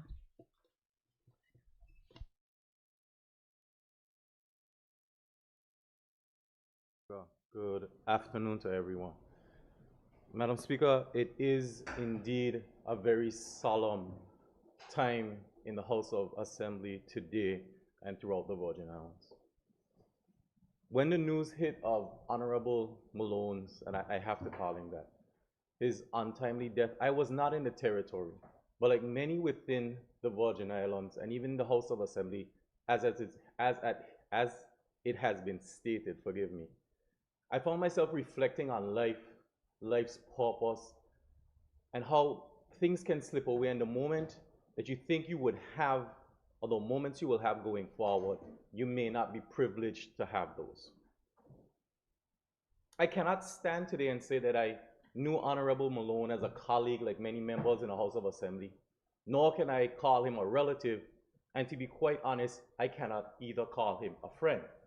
However, I do have respect for him for the efforts that he put forward in our community that led him to sit in this honorable house. My earliest recollections of Honorable Malone was as a child and a teenager heading to Sir Oliver George's Plaza for a grand event, which was the lighting of the Christmas tree. I looked forward to it, and because of my community-minded spirit, I admired him and the Lions Club for the work they did at that occasion and the work they've continued to do within the community. So I know the Lions family will be missing him. To his family, many of whom I know, I want to offer my deepest and heartfelt condolences and sympathy. It is one thing to know when someone is leaving, and in my life I've had that experience only once, and that was with my grandmother. But the lack of preparation or knowing when someone will depart can only leave you with an emptiness that I can only imagine will take time to heal. I pray for them, and I ask God's mercy and strength with them at this time. Madam Speaker, when I came across Honorable Malone, I heard a voice that I knew and was easily recognizable before I saw his face. I knew his laughter, whether it was because I heard it in the House of Assembly or because I could recall the conversations I had with him when YEP was being constructed in East End and we spoke about his business Caribbean Basin. I cannot stand today and say that Honorable Malone ever gave me a face of anything other than respect and admiration. During the COVID pandemic, I too look forward to the posts that he would post of the views from up on the hill overlooking Road Town. I often in my mind joked and said perhaps if he had a camera he would be even better, but I also learned that he did have the love for photography in his past. Post-elections, I met him at Maria's one morning when I was having breakfast, and he said, "You're a difficult man to get in contact with." I said, "But you haven't messaged me, nor have you called me. So I don't think that I'm that difficult to get in contact with." And I said to him, "I'll get back to you and we'll have a meeting." And I don't think he anticipated that I would have gotten back to him that same day and we would have sat in his new headquarters just across from Happy Lion. And he looked at me in my face and he said, "Young man, you surprised me." And I said, "Thank you." And he said, "I can't read you." And I said, "I understand that." And he said, "Because of this, I wanted to speak to you face to face." And I said, "Because of that, Honorable Malone, you will forever have my respect." My experiences with Kevin Malone over the last couple of months, through just light conversations, whether through WhatsApp or even reading the One VI agenda, was a man who was focused on what he believed the country should do at a time when many others did not share his perspective nor his vision. So as I stand here today, what I saw in him was a man of courage, a man that was brave, a man who took the opportunity to have a conversation with me and others, even if we differed in opinion, because that is what we should do as Virgin Islanders, especially in a time like this. Madam Speaker, my deepest sympathies to those who have known him, including my colleagues here, because I too feel as if I sat in the house with him, or if I had the opportunity to have continued meetings with him in his office, we may have been able to culture something that I could have called a greater friendship. He was indeed a courageous spirit in the Virgin Islands. His actions, his words, and even his efforts towards what many of us may not see now will be in our history, in our minds, and it will form another part of his legacy in the Virgin Islands. I am saddened by the loss of Honorable Malone, but I find comfort in knowing that he lived a wide life, a vast life, a happy life, a fruitful life. And that testament and testimony has been said today by many of my colleagues that came before me. Madam Speaker, with your indulgence, I would also love to offer condolences and sympathies to the family of the late Wellington Jr. Romney, known as Butch.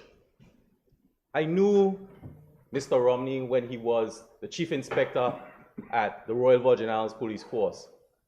My days attending University of Virgin Islands and living on the western side of the island, he would give me rides into town. I spent many occasions sitting in the laundromat West End with the late Miss Emma Erickson, his sister, having conversations with him about life. My last occasion having words with him was at Social Security, where he took pride in calling me honorable and ushering me into the building, which made me feel very uncomfortable, but I understood what needed to be done. He was, like Honorable Malone, a distinguished gentleman in my view. He will be missed, and his contributions likewise to the territory were vast. Thank you, Madam Speaker. Thank you, Honorable. At this time, I call on the Junior Minister for Culture and Tourism, Honorable Luce Hodge-Smith.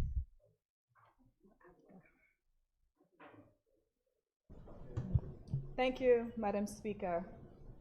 I also rise to join my colleagues as we are here today to pay tribute to what I dubbed my contribution. I title it Honorable Calvin Malone, a courageous, patriotic, and humble man. So I join my colleagues in paying tribute today on his passing, his sudden passing. And I know we have spoken for quite a while this morning, and we are more or less repeating a lot of the same things.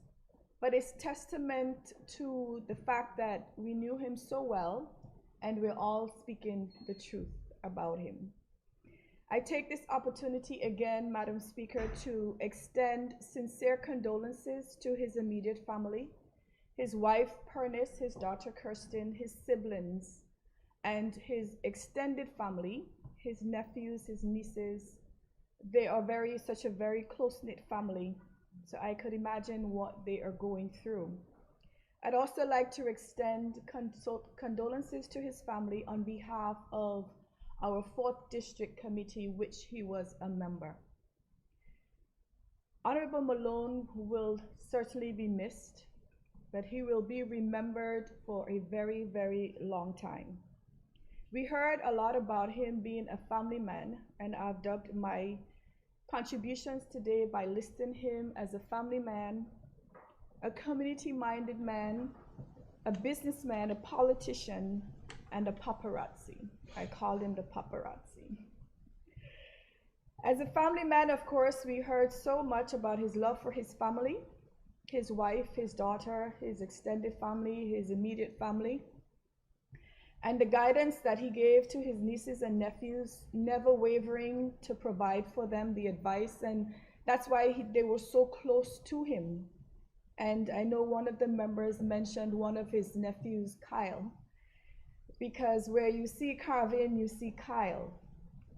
And he was a second or a twin to his uncle. And in the political arena, of course, Kyle was there in every aspect of the politics. Kyle followed in his footsteps. But there are others, of course, his other nieces and nephews and other extended family members who he was very close with. And I know he will be missed in the Sunday lunches that they would have at Jane's house after church.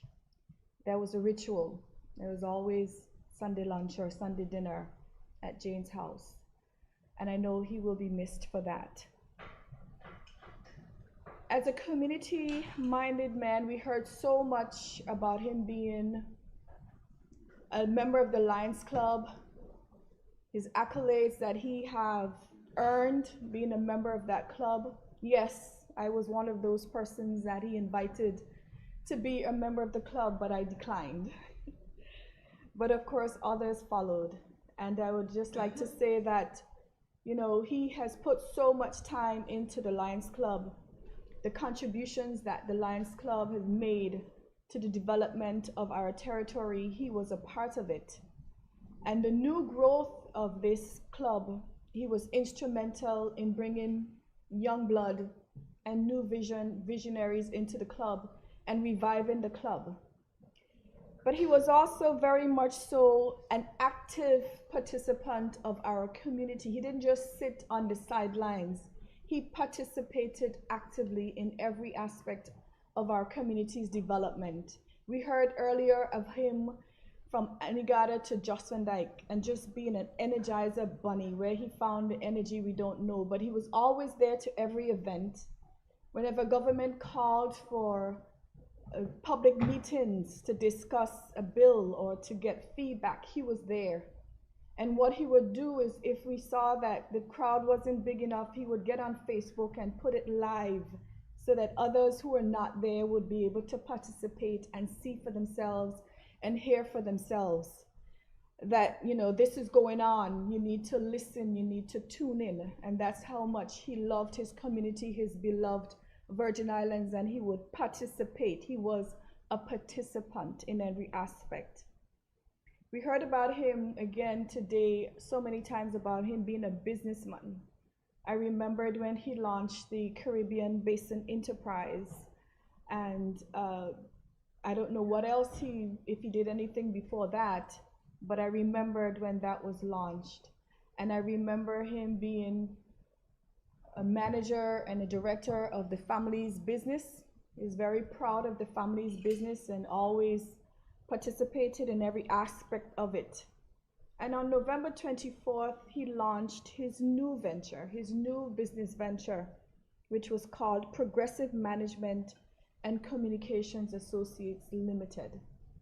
He was always thinking about some business aspect or something that he could do to make a contribution to our community and to see our community and our territory developed in different ways. As a politician, he was a politician even before he became an elected member of this honorable house.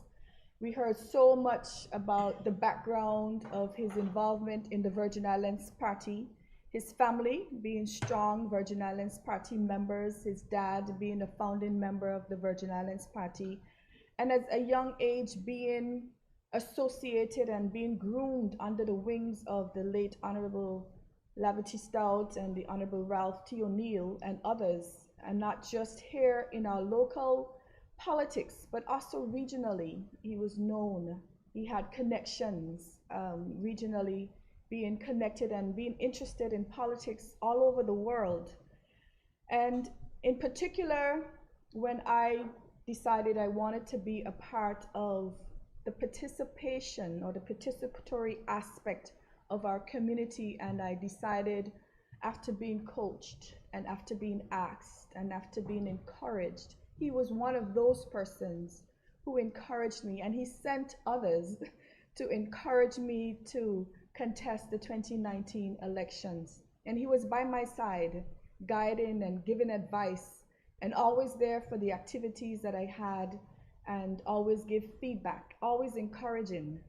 And when I lost, he still said, don't give up, don't give up. So I continued in the district, I continued to do things, and he would always encourage until I won this last general elections, but he lost. But he continued. The last time, just days before his passing, I remember receiving a text message from him, and he said, we have to come into McNamara. There's some things that we need to get done. And we said, yes. My response was, yes, we will get them done. But of course, they will get done. He's not here to see them done, but they will get done. And of course, he served as the deputy premier. He was successful in the 2019 elections. He served as the deputy premier, as we heard. He served as the Minister for Health and Social Development. But he will be remembered from during the COVID-19 when he made some decisions that weren't really popular. But he was resolute in his decision because his aim was to save lives and to get us through this trying time that not only us here in the Virgin Islands are going through, but the world. The world was going through this pandemic. And the decisions that he made, we can look back and say thank you to him for the decisions, the unpopular decisions, especially with the vaccines. I know they were the unpopular ones, the unpopular aspect of this whole COVID-19 pandemic. But he made decisions, and he had a vision, and he decided that he was going to keep us safe as a territory. We did lose some lives, but we didn't lose as many as other places because of the decisions that were made, and the fact that we had to do the lockdowns and the decision made to feed the people, to get them the food, because of course you couldn't work, you couldn't go out, and you couldn't do the things, but he ensured that we were participatory.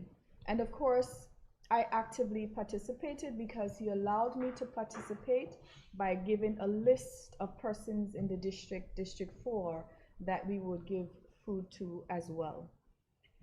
So he will be remembered for many things. And I call him Mr. Paparazzi. We talked about him being a photographer because he always took pictures, and he didn't keep the pictures to himself, but he shared them with you. So when you're in a place and you didn't see him, he saw you, because you see the picture come through WhatsApp and you turn around and he's there.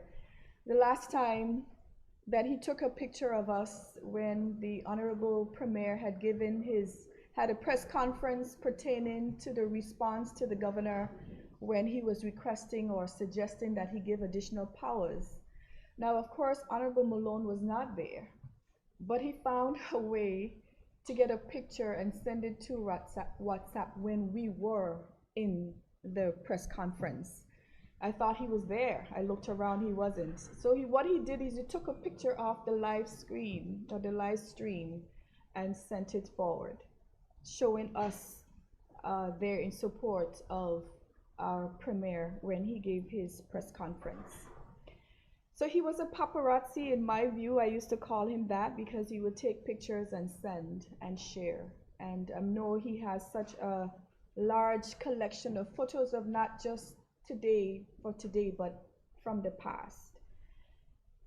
I close, Madam Speaker, by acknowledging and recognizing the legacy of this great and courageous and humble man, late Honorable Calvin Malone, the legacy that he has left behind for us to follow in his footsteps, to continue his efforts with the One Virgin Islands agenda.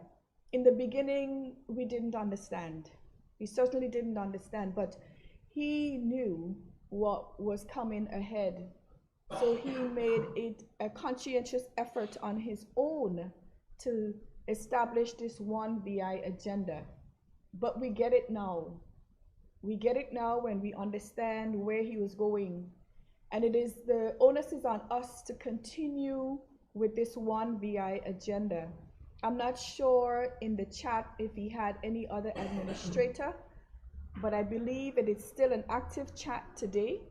And I think that persons are going to be interested in continuing with this chat that he had established, with over 200 persons being a part of this group. He's an example of someone who we often say when you have love of country. He loved his territory from Anegada to Justin Dyke. He was always there, as we heard earlier. He's a love of family, and he will be missed, and he will be remembered forever.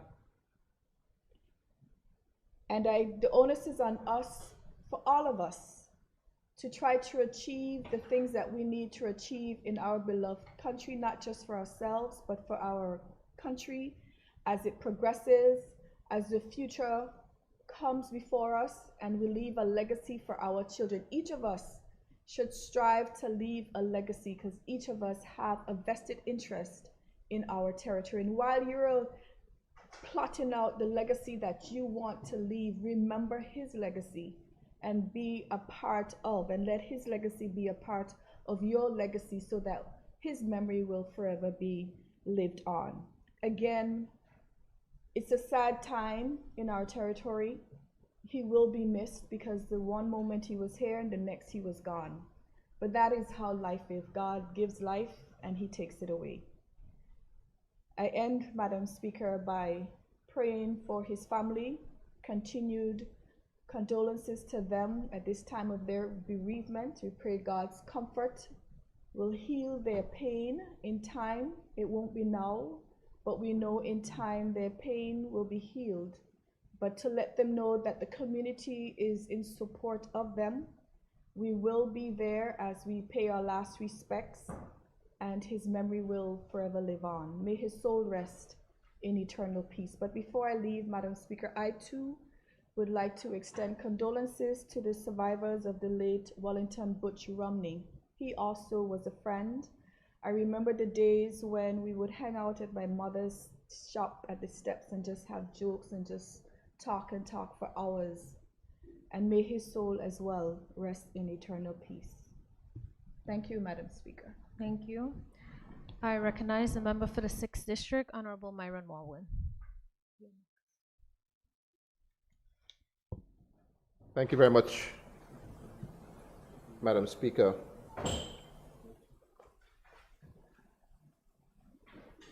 Madam Speaker, I'd like to first offer my profound condolences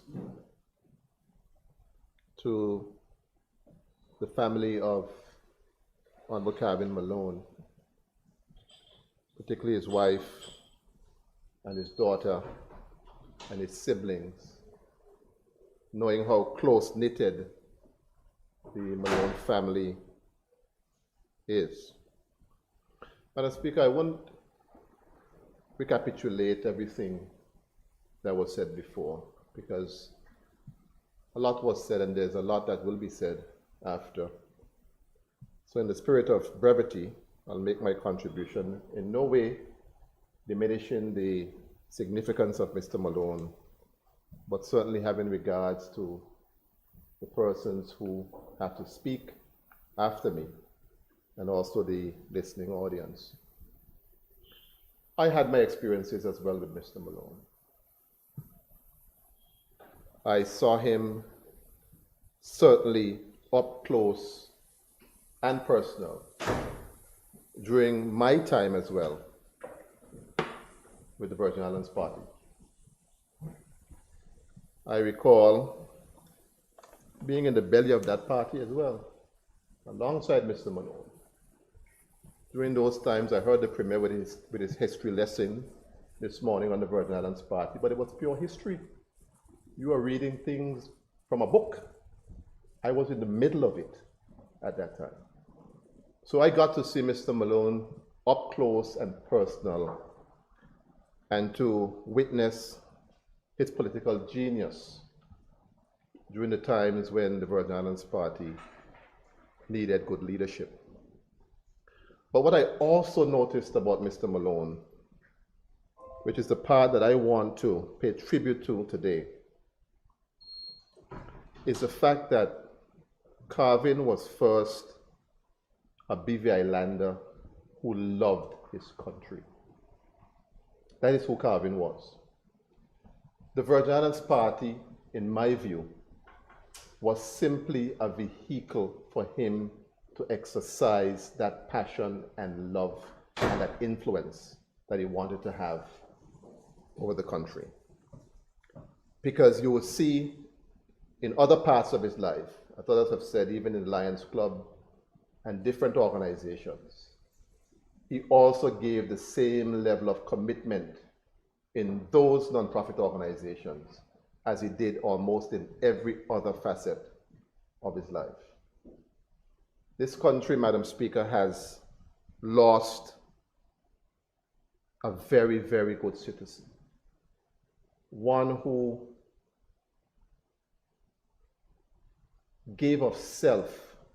I noticed, for instance, and it was said before, I think, by the Minister of Communication and Works and others, when Calvin took that decision to come on the opposition side.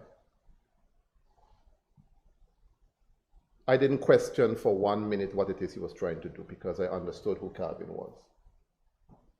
And to me, it is one of the greatest political sacrifices that I've seen anyone in this House of Assembly ever make. Because at that time, Madam Speaker, with that COI, every member of the government, every last one, don't mind how bad I'm trying to play, Every last one of them were afraid of the British government. Every last one. When that COI report dropped, I asked one of them, well, how y'all accept all of these recommendations without even checking through them? You know what he said to me? And we were all having drinks, but he wasn't inebriated at that time. He was in full control of his faculties. He said, Myron, when that report dropped, all of us wanted to go to the bathroom one time. And so what Calvin did was try to bring to the fore and to the understanding of the public what was entailed in that report and how it would affect their lives and how it would affect the government's interaction with its people going forward. And he did that at his own political expense, because I'm sure he lost support on the Virgin Islands Party side for that.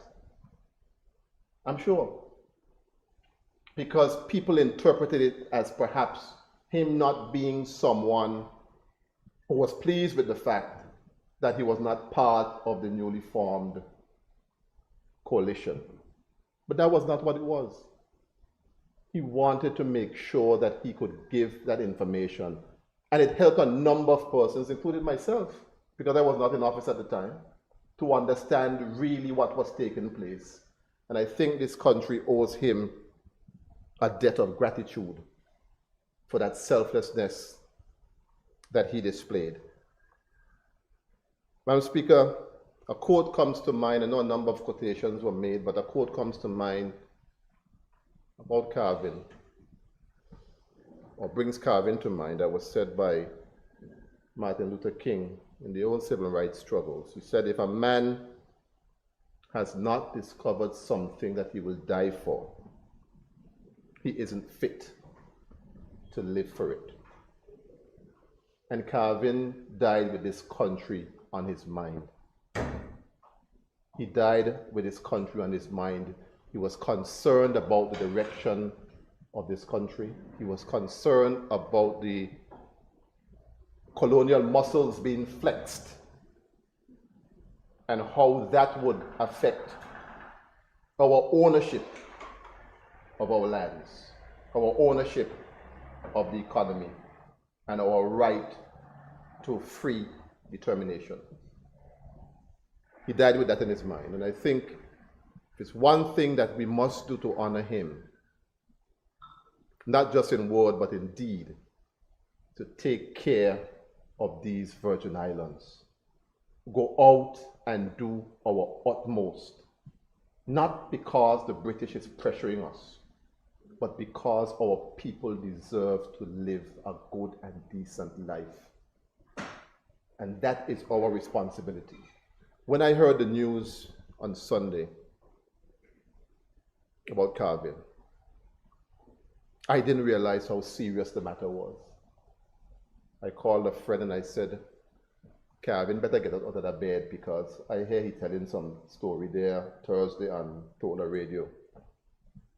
There was some little intellectual hyperboles, and I want to meet him by 30 so I could fix him on some of them things I heard him say. I said that to the friend who called me, not knowing how serious the matter was. But then after the news came about his death, then of course the thought of your own mortality, the thought of the brevity and frailty of human life, and how important it is that we try to live good and to do good. Calvin got ridiculed for a lot of things. I didn't always agree with some of the things that Calvin said, or some of his point of views, but I never for once questioned his love for this country. His heart was always in the right place. And during the pandemic, some very unkind things were said. Very unkind things. I remember having to pick up the phone, even though I was out of government, and call certain persons and admonish them to be more respectful of the things that they were saying. And then some of the same people, you hear them now saying how wonderful Calvin was, extolling all his virtues. And it says to me that we have to be kinder to each other. We have to be careful what we say about each other. When we have a platform, when we have power, when we have influence, we ought to use it for the good.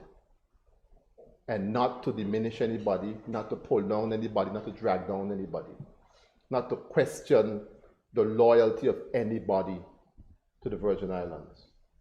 Because all of us as Virgin Islanders, I don't think none of us love this country more than the other does.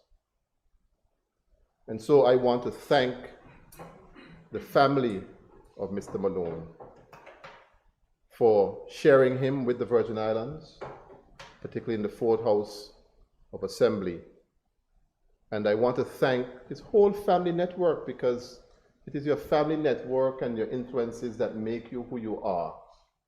And he was a community-minded person who gave of his best to the development of this country. I'll continue to keep his wife and his family in my prayers. Thank you, Madam Speaker. Thank you, Honorable. At this time, I recognize the Deputy Premier, Honorable Lorna Smith.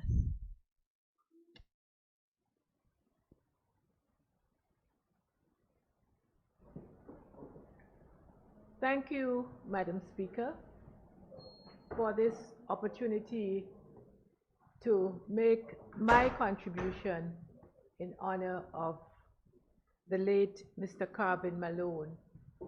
Madam Speaker, I do so. As I do so, I reflect on the measure of the man, Calvin. And Madam Speaker, if you would allow me to just read a quote about the measure of a man. The quote says, "The ultimate measure of a man is not where he stands in moments of comfort and convenience, but where he stands in times of challenge and controversy." Madam Speaker, a lot has been said about Calvin. I'm going to take you a little further back, just for a few moments. I grew up with Calvin in Huntamscott, so I knew Calvin very well. To understand Calvin, Madam Speaker, especially in terms of his entrepreneurial prowess, you have to also understand where he came from. The Premier talked about the Fat Hogs Bay side. I am going to talk about the Roe Town side. Calvin was the son of Mose, yes, but the Honorable Leader of the Opposition will remember Bob Ups and Mr. Harold, Tall Harold. Mr. Bob Ups made sodas. And, Madam Speaker, these men and the specials were made by Mr. Harold. And the candies, I think it was ice cream around then, something like that. But, Madam Speaker, these men worked hard for their money.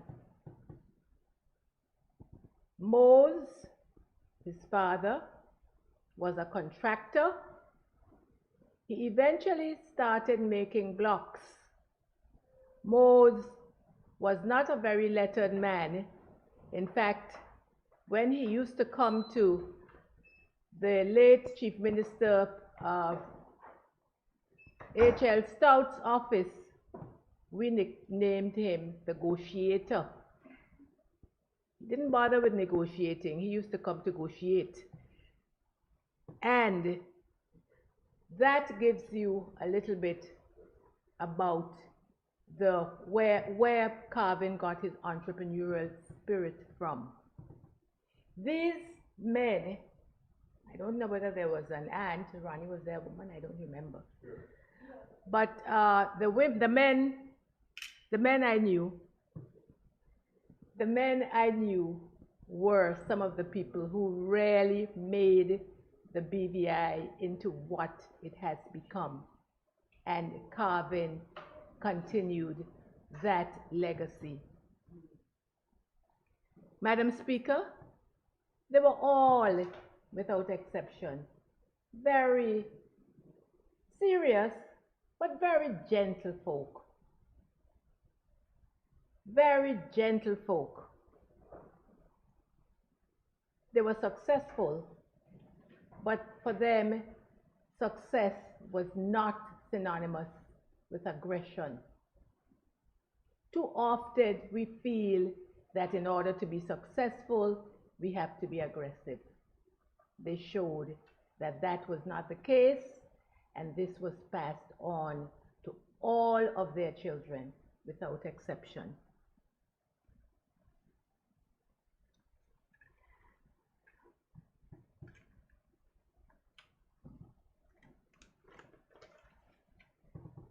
Madam Speaker, Carvin in particular,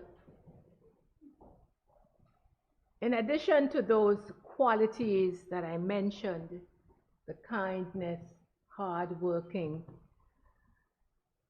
and honesty, helpful, all those adjectives together, he was fully committed, as was said today over and over, to the betterment of this country, the people of this territory.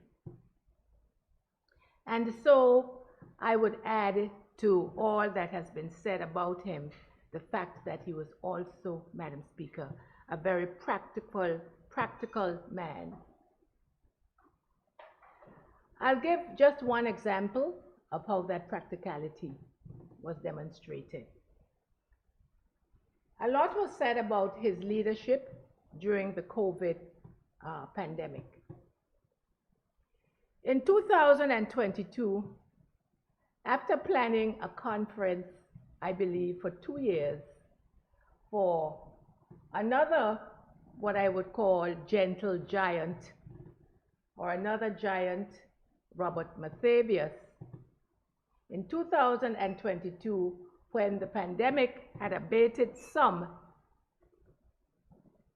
we finally decided that we could have a conference that we had been planning for a couple of years. The intention was to bring people from all over the world, persons with whom Robert Mathavius had interacted over the years. And so, Madam Speaker, we wanted to have this conference at the Arbitration Center.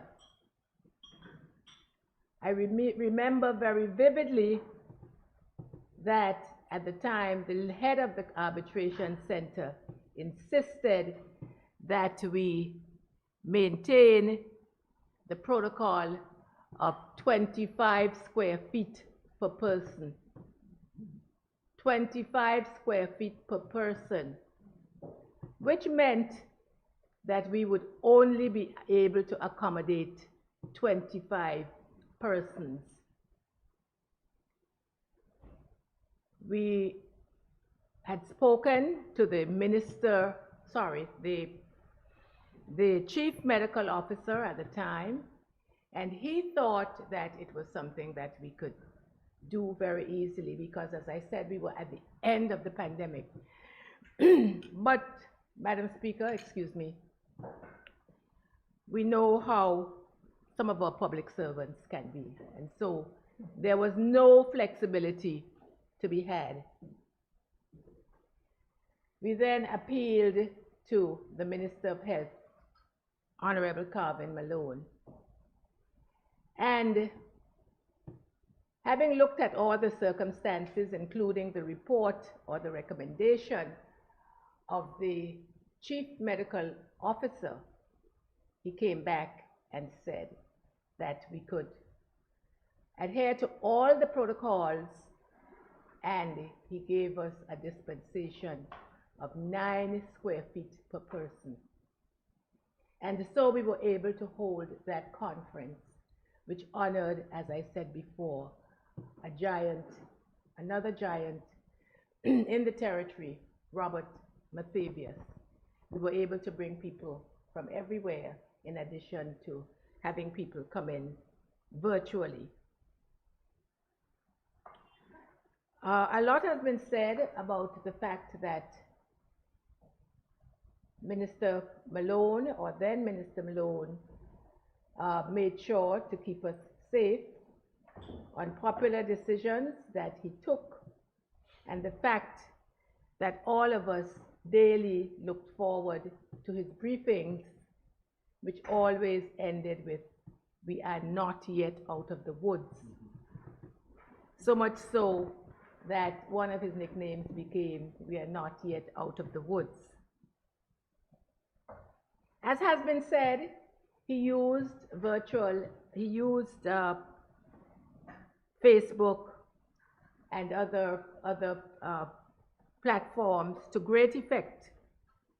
And so at every occasion, Carvin, every significant occasion, we could depend on seeing this occasion through the eyes of Carvin Malone on Facebook. Whether it was, in some cases, weddings, other rites of passages, or other rites of passage, including funerals, including graduations, and the like. It was a gift, one of his several gifts that he shared with us in the British Virgin Islands. Madam Speaker, as one of the older candidates in the last elections, I guess everybody, including the leader of opposition, had dismissed me.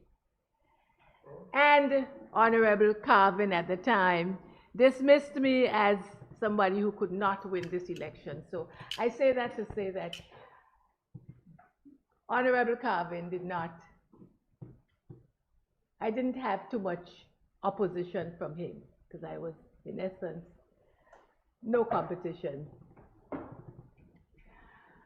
And so, Madam Speaker, I went about my way. I did all that I had to do in terms of campaigning.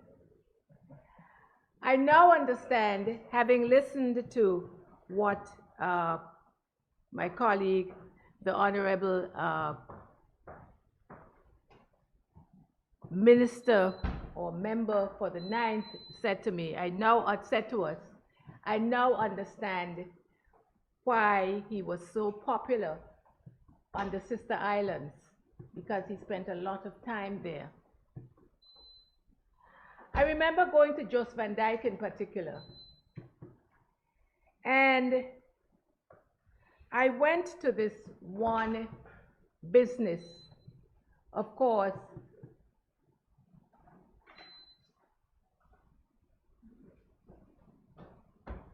told you, no.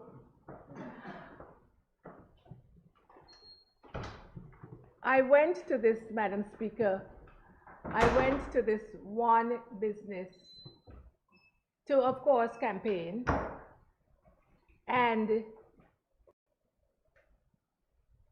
this businessman, he listened to me, and he said to me, he said, in fact, there was a photograph, there was only one photograph in his place of business, and it was a lovely photograph of the then Honorable Carvin Malone. So I said, how come you don't have other people's photographs up? He said to me, in 2017, I lost everything I had. One of these, you know, Jos van Dyke, the businesses are invariably on the beach, and so there was, this particular one was, like many others, swept away. He said to me, I have that photograph up because in my time of need, the only person, the only I shouldn't say the only politician, but I think that was the word he used, the only elected representative who came to my rescue and who assisted me with rebuilding was the then Honorable Carvin Malone.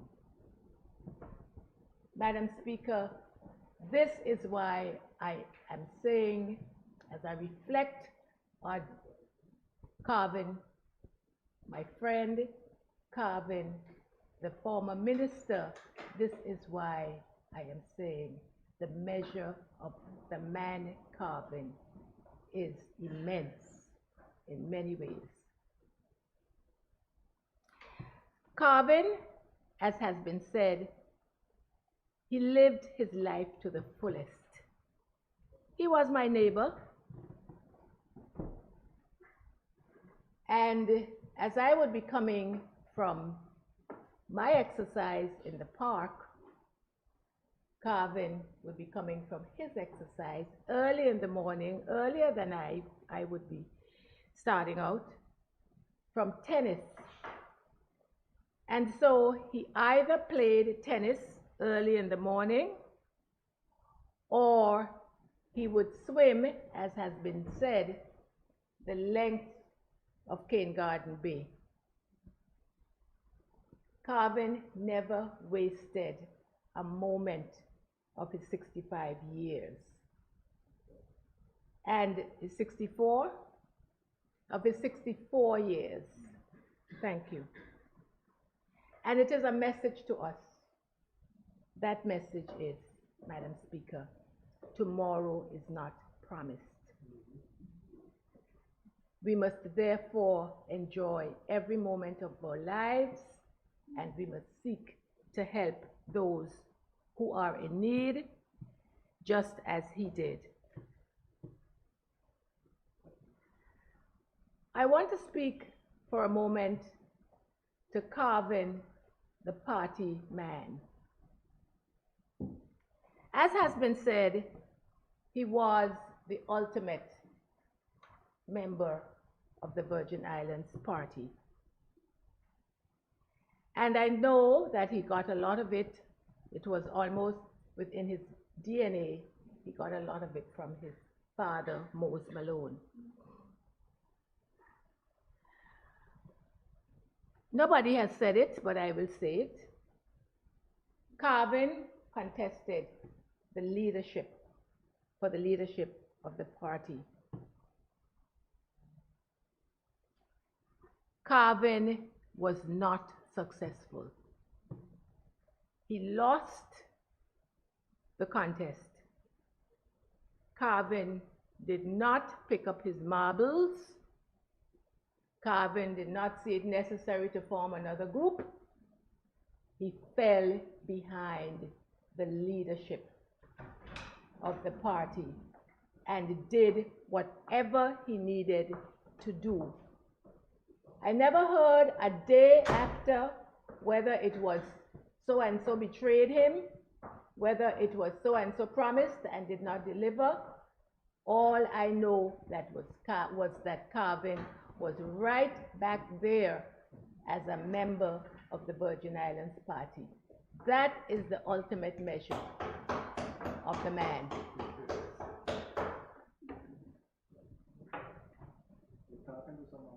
I am not, I'm just making an observation, sorry.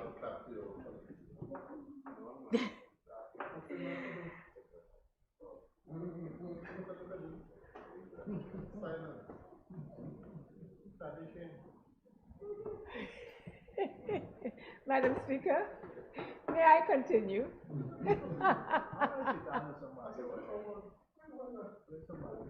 Honorable, please. May I go continue, ahead. Madam Yes, Speaker? yes, Deputy, Thank please. you. Thank you.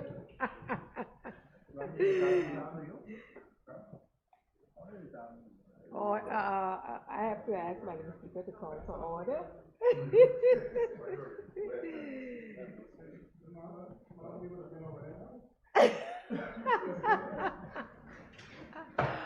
Finally, Madam Speaker, if I may continue, I want to speak to Carvin's life I want to speak to Carvin's life of service. A number of us, Madam Speaker, may I? Yes, members, please be respectful. A number of us in this room are members of Rotary, Lions, and other organizations. Carvin, we know, was the ultimate lion. I am not sure whether, I do not believe he was a founding member of the Lions Club, because he would not have been around in the late O.B. Shirley's days and so on. But once he joined that club, Carvin was in there solidly, giving his everything in terms of service, what we in Rotary call service above self. I heard earlier that about 45 members joined at one time under Carvin's leadership. I'm very happy to hear that as a member of another service club. But what struck me about Carvin's service is that it was contagious. He really understood how to pass on the ethic of service. Madam Speaker, I'm sure all of us in this room who shop, I think the men may do a little shopping occasionally, but all of us who grocery shop, I'm talking about, recall going to the supermarkets on certainly I do mine on a Sunday invariably, and running into the members of the Lions Club. And on those Sundays, I'm not looking my best. And I just want to run in, pick up my groceries, and run back out. But those Lions are asking us to support them. They ask you either to bring them back something for Carvin's golden gems, or to give them a contribution. And Carvin's legacy, that was another of Carvin's, another component of Carvin's legacy, a legacy of service, a legacy of helping the community. And he passed that on very successfully, very effectively to the younger, I should say, Lions that he honed, whom he brought up.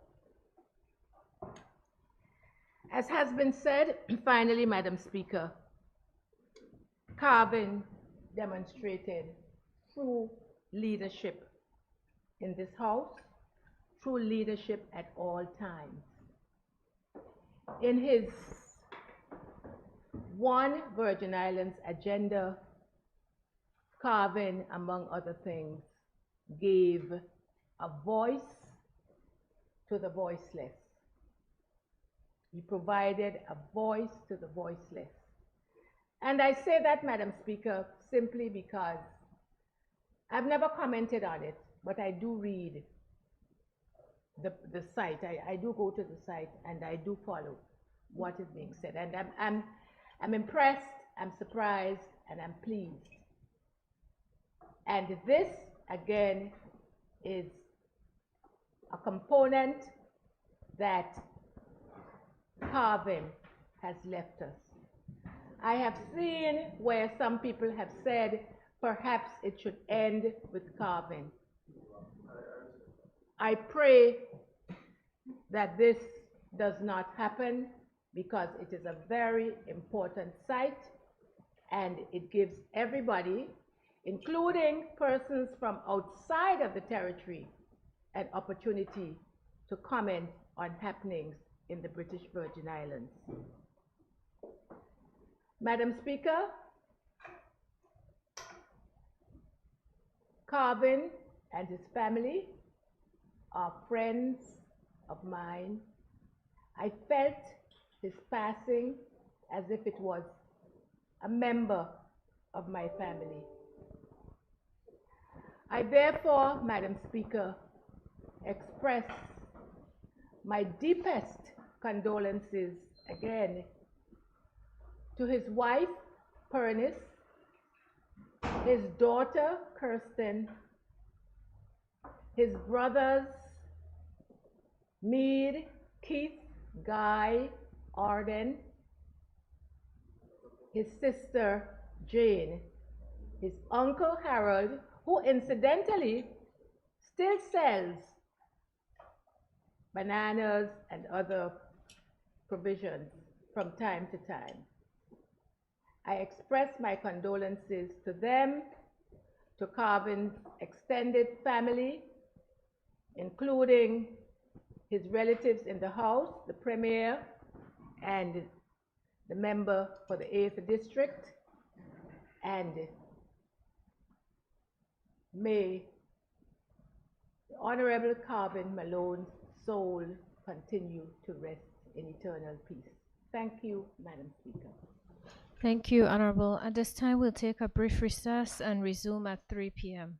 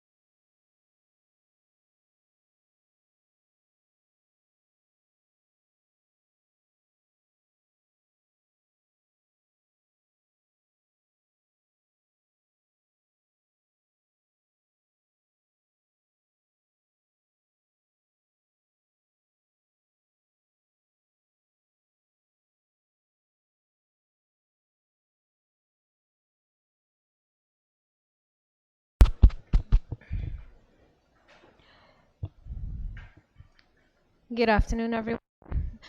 I recognize the member for the 8th District, Honorable Marlon Penn.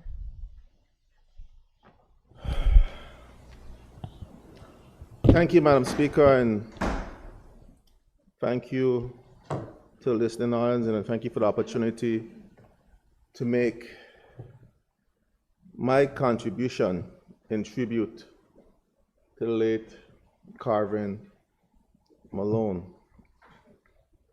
Madam Speaker, a lot has been said here today. Members who have known Carvin Malone in varying different stages of life have expressed their sentiments on the late member and his contributions, not only to this Honorable House of Assembly, but to this territory and to his family, Madam Speaker. Madam Speaker, before I formally begin, I want to express sincerest condolences to his wife, Pernice, his daughter, Kirsten, and his siblings and extended Malone and Pickering families. Madam Speaker, as was said earlier, I think the Premier did a very good job initially to set the stage in terms of Carvin, the man, politician, family man, in all the different stages of his life. I intend to speak about the three sides of Carvin, as I know. Madam Speaker. Madam Speaker, Carvin and I, our family, we share a stark likeness with each other, that we oftentimes are mistaken for one another. I remember one time, shortly after the 2011 election, when I was first elected, and people knew who I was more widely, Kevin sought me out. He told me that he had a conversation for about 15 minutes with someone and then realized I wasn't talking to him, but talking to him about me. And it so happened, and I have a fun joke about that, is that while I was campaigning in 2011, I went to a house in Greenland, and the guy and I campaigned the day before. Then I saw the guy the next day up in Hope Hill, and he pulled me and he said, we got him. He was just by me yesterday. You think I supported him? I ain't supported it. And I listened to the guy go on and go on and go on and go on. He thought he was speaking to Kevin. and I immediately called Kevin, and we just had a good laugh about the situation. So that was the lifeboat on both ends in terms of Kevin and I. Kevin and I, as you know, we have about 2 decades apart. Kevin grew up more so with my dad and my uncles, and he spent some time in his early years in Paramtown. So when we had family gatherings, I would be there, the Honorable Premier would be there, and our generation would go one side, and their generation would go the other side and have their little powwow, we'll have our powwow. So we never had that in those years, never had that interaction until we were elected. But I want to talk about Kevin, the philanthropist. It's a civil organization that he's worked with and the people he's worked for in this territory. Kevin, the politician, and Kevin, the family man. As was said earlier, Madam Chair, I want to read a quote that I believe encapsulates what Kevin meant in all three of these areas. It's a quote by Martin Luther King. And it says, "And there comes a time when one must take a position that is neither safe, nor political, nor popular, but he must do it because his conscience tells him it's right. And Kevin always did, whether it's political, his philanthropic work, even with his family, he always said and did, from my dealings with him, what he felt was right. I saw Kevin at a time when, and the Premier mentioned this, and other members mentioned this, when the Lions Club was, as they say, was dying. They want new membership in the club. They want, wasn't seeing the level of development and the activeness as it used to be. I saw him revive that organization, and I looked up the Lions Club motto. He said, "We just serve." And the way that Kevin served, he served to empower. He always looked at where talent was, bring persons in the fray, to empower those individuals to move on and move the torch forward. I know he was a lion, but his service was more identified with the Rotary's motto on us, service about self. Because he always did it selflessly. He always served despite himself. I often wonder, when did Kevin have the time to do all the things that he did and be all the places that he was? I'll be to a funeral, Kevin will be there. You'll see posts somewhere in West End. Later on, a few hours later, then he in town somewhere. Then he's somewhere with Lions Club. Then he's somewhere with his business. He's always on the go and always finds time to serve and to serve people. And that's what he did with his service organizations. That's what he did, as was mentioned just now by Dr. Dawson, when he worked with the Basketball Federation with Mike Vanterpool at the time. And they just served and served the community. And that's the character and the measure of who the man was. He always exemplified service, always exemplified empowerment of persons that he felt had the tools and the ability to move forward. He was always there to encourage and to push those individuals forward. And I want to talk a little bit, and I won't be long, Madam Speaker, because I believe a lot of other members, 2 members left to speak, and we've been at this for some time now. I want to talk about a little bit about Kevin, the politician.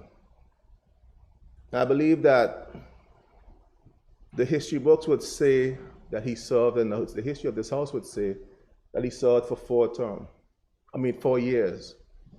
That's not even an ounce of the measure of his contribution to the political landscape in these Virgin Islands. I think it's over 4 decades, if I'm not mistaken, Kevin was involved intricately in the political landscape of this territory. I saw his tenacity, as I can't speak to the work that he did with the Virgin Islands Party intimately, because in '98 I joined another popular organization you might know, called the National Democratic Party, at the time at odds with many members of my family, who was at the time supporting the VIP. But I just recall Kevin's constant tenacity in any task that he takes on politically. He was a political animal. You heard people use terms of kingmaker and different terminologies used to describe Kevin. He was all those things and then some. I vividly recall when he actually came to the house, and I was reminded about this, that him and I used to have the most heated battles in here when it came to matters that each of us were passionate about. And I know that he would have it no other way. I know that our late uncle, who was one of the first members of this house, would have had it no other way than for us to fight vigorously on our positions, fight vigorously for the people in which we serve. I know sometimes both of us used to get a little hot on the collar, and we used to get a call, or when I get a little too rough, I said, get a car. Why are we going now with you and your cousin down there now again? And then we'll come east then and we'll trash it out. We'll go upstairs. He get a old wife and I'll get a hind fish over mayonnaise sauce, and we squash and we move on as family. But then there we all always wanted what was best interest of our country and the people from whom we represent. I saw Kevin differently. I didn't know him in his political life like many others before me. But from my vantage point, over the last year or so, I saw a transition in terms of Kevin's leadership that embodies what that quote that I just read exemplifies. He believed earnestly when he jumped over to the opposition that his fight was no longer about any political party, any political position, but his fight was about the country and about the survival and maintenance of our way of life that our ancestors fought for many years, so that we could have the ability to lead and chart a course for us as a people and as a country. He believed that in his heart. I saw him develop as a true statesman. A lot of people talk about statesmanship and who's a statesman. You don't label yourself a statesman. Your actions, your decisions, the way you operate, then is when statesmanship or statemanhood is a sign. And I saw Kevin developed into a statesman. He continued that fight despite him losing office in 2023.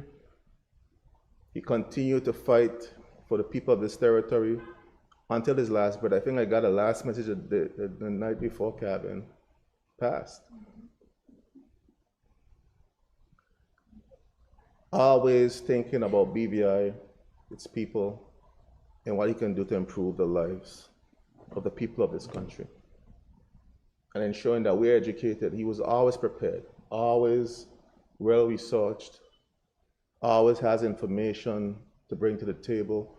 Whether you agreed how he presented it, he ensured that you had the information to be able to make an informed decision on one way or the other. That was a statement that I saw develop in Kevin Malone. Kevin, to me, over my last, I would just speak from our interactions while he was elected. Genuine, it's true. He understands how to play the political game, but he understands when it was time to put aside the politics and do what's right for the country. As I reflected on the family side of things, and Honorable Premier mentioned this, Kevin hails from a clan in the Eastern Longlook community. They originated from Fatalsey, but they spread fine right into Longlook, up into Upper East End. The Honorable Attorney General is part of that clan as well, connected through Clarita Pickering, Malone, Amagina, how's your grandmother, Alphagina, Pickering.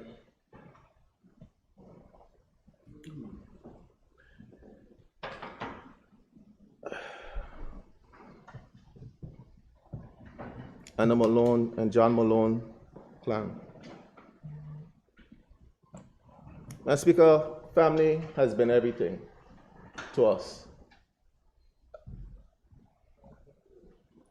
And I remember whenever we get together, I said we used to have all those cycles and little cliques, and I try to recall the times when he would come up, we'll have our heated debates in Parham Town about the issues of the day. He's always defending his beloved VIP to the ground. And we'll have our debates on the issues. And then whenever we're done, we just go back to one thing I really enjoyed our one-on-one conversations when the lights aren't on, the camera's not shining, and everybody gone who can listen to the debates and listen to his insight on the issues of the day, his perspective. I show him my perspective and why I believe that this is the best approach, etc. And then we agree to disagree on areas that we don't have any kind of agreement on. He was always that glue. No matter how upset we were with each other, no matter whoever clan had some issue, he was always that individual that knew how to bring everyone back together. You know, after a heated debate in the house, he said, well, cause, he'll come in the back, he said, cause, what you're saying, let me talk. And we sit down and we talk it through, we talk it over, and then we move on. That's the kind of person that Kevin was. He believed that family was too important to allow it to be fractured over differences of opinion, differences of perspective, and just differences of political allegiance. Family for him was bigger than that, more important than that, and he was always at all costs trying to preserve his family relations. We, from the Fat Oxby Eastern Clan, would truly miss Kevin and what he represented to all of us in our family. We would miss what he represented to the BVI, his advocacy, his quest for the BVI to be respected, and the contribution and sacrifices of our leaders to be respected. He'll be respected for his philanthropy, for his work within the community, his work with the civil organization that he's worked for, and his contributions he's made to the development, not just of the infrastructure and development of those things, but development of people. Our greatest resource as our Virgin Islands is our people. He was always thinking and always looking forward and looking towards developing people in the territory. That's why I got a call on Sunday morning from someone. It was about 5 o'clock in the morning when I got the call, and I was like, 5 o'clock in the morning, who's calling me this early in the morning? And I answered, and it was a dreadful call that I got about Kevin's illness, and one of the brothers said I need to come to the hospital. I got there, and I saw Kevin. And the premier came shortly after. Premier, I think you came shortly after, and we all were there at the hospital. And it reminded me of when another one of our cousins, Ashford Fred, was ill and was shortly passed afterwards. And again, Kevin was always there. I think Kevin and I were the last two people that were there when our late cousin Ashford passed. And I looked at Kevin while he was there, and I left the room, and I went over, Premier, I don't know if you remember this, I went over to where the Premier was, and I said to the Premier, we have to do better. We have to do better as a family. We have to do better as leaders of this country. Yes, we're going to have our differences on the way that we should do things. But this is a stark reminder that life is fragile and death is final. We have to do better. Where we have our differences, we're going to have our differences and we're going to debate those differences. But let us do better to move this country that so much people have struggled and toiled and sacrificed for us to have. And that's the legacy of Kevin. Up to the day that he passed, his fight, his struggle was for the people and for this country. he wasn't elected. I used to say to my cousin, "Why you're harassing yourself every day? Take a little time for yourself. Take a little." No, he had one speed, full speed. That was the only speed that he knew, full speed ahead. Premier, again, I say to you, I say to us as colleagues in this house, I say to us as a family, we got to do better. The country is depending on us to do better. The country is depending on us to use all our talents and our abilities to move this country forward, to make life better for the people of these Virgin Islands. I pledge to do better. Kevin, we want all of us to pledge to do better. Again, to Pernis, to Kirsten, to Jane, to Mead, to Guy, to my cousin 88,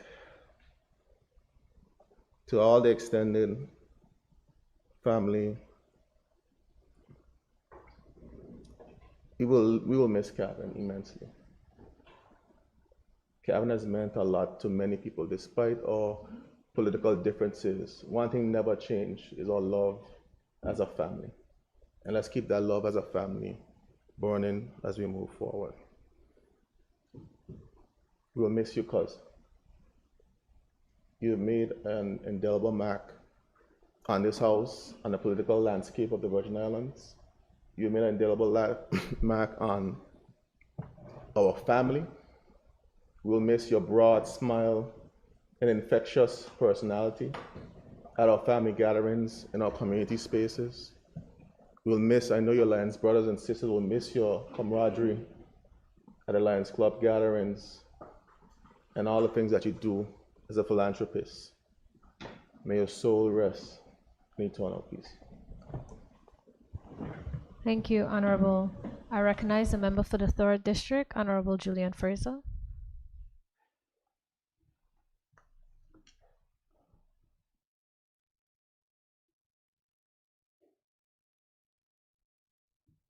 Madam Speaker. Madam Speaker, I'd like to, my contribution to this item on the other paper, Madam Speaker. Madam Speaker, I'd first like to extend condolences on behalf of my wife, Karen, my constituents of the 3rd District, and myself, to Carvin's wife, Pernis, his daughter, Kirsten, his brothers, Mead, Guy, Keith, and Arden, and his sisters, Jane and Jackie, nieces and nephews, other relatives, and his aunts and uncles. And Madam Speaker, I'd like to include in that group of people 2 persons. One is Pernis's sister Mary and her husband Lindley, who was my nephew. Those 2 people, Madam Speaker, I know are in as much grief and is grieving as much as anyone else. They are his American connection. There aren't too many things that Carvin has ever done that didn't pass through those 2 folks. Madam Speaker, I was trying to figure how did I first meet Carvin? And in figuring it, I remember back in late 70s, early 80s. But the funny thing is that I was living in New York at the time, and I'm trying to figure, well, if I'm living in New York, how did I meet this guy? So my wife reminded me it was through my nephew Lynn. And she said to me that Lynn was his father's friend. But it still didn't add up that if he is Carvin's father's friend, how did he get to be so friendly with the kid who was Carvin? So I recall that Carvin was kind of in this entrepreneurial spirit that he had and his background. It was done, he was kind of baptized by fire in entrepreneurship. Because he was away at school in New York, and his father's business here in Tortola with his partner and the issues that they may have had required consultation, and that consultation came from foreign sources. And my nephew in Washington, D.C. was he was basically, he's a friend agent, acting as an agent to make connections with this. So Carvin had to jump into the family business here in Tortola. I'm sure he probably had to cut his studies, if not the studies, the extracurricular part of his studies short and come home. And he got involved in the family business. But before he came home, Madam Speaker, you got to understand that this was not something that was planned for him to come home at that time. It was not something that was expected. But his background had prepared him, based on his studies, his background had prepared him for such negotiations and handling disputes. And he came, and he got involved. Once he came, Madam Speaker, he's still communicating with the consultants back in the States and my nephew. And he sought to build the family business, take it to the next level into what it is today. And during that time, me being an architect, Madam Speaker, he needed that sort of consultation. And he engaged my services. And we embarked upon a project. The project was to be down on, right there on Fleming Street where the supermarket and the library was and all that stuff. And we got things done. My work was almost fully developed, and some things changed. It's not the building that you see there today. It was a far different building, a state-of-the-art building at the time, back in the 80s, very early 80s. Would have been in the class of what Wright Bay has done up at Pazier for a supermarket several years later, maybe 2 decades or 3 decades later. But he never stopped. Even though he ended up with the building he has down on Fleming Street now, compared to what it could have been had we been able to execute the one that we had before. But he never stopped. As far as developing the family business was concerned. Madam Speaker, I am a firm believer in building family wealth. I believe in legacy. And the model that Carvin ended up with is sustainable. It's not one of those models that you just throw money at project after projects, and when you're done, you got a bunch of projects all over the place. He has corporations. And that's the only sustainable model I see for Virgin Islanders. That when one person dies, everybody comes saying, I want my money. So you take that building, you take that building, you take that building, and next thing you know, the family name and everything is gone. So I give him credit for, I don't know the background story, who all work on the project, but Carvin was the face of the family. And I give him credit for that. Madam Speaker, when Carvin did R&R Malone Complex down in Popwood Pond. That's my district. People talk about, people know Popwood Pond for the incinerator, all the bad things. Those kind of things, it's the garbage dump. But you need to go and take a look at R&R Malone Complex and the work that was done there. When that project was completed, or when it was in the stages of being completed, Madam Speaker, it just so happened that the department, traffic department, had outgrown its current location, the location it was in at the time. And in order to expand and grow the department, one of the things I made sure happened was that it had a home that could be sustained. And that location I found to be a viable place. Now, there was a lot of pushback, Madam Speaker. There were those who were saying that it was too far. And the only thing could cross my mind when people say it's too far is the guy who leaves East End to go to West End to catch a ferry, to go to St. Thomas, pass the Rotong ferry down.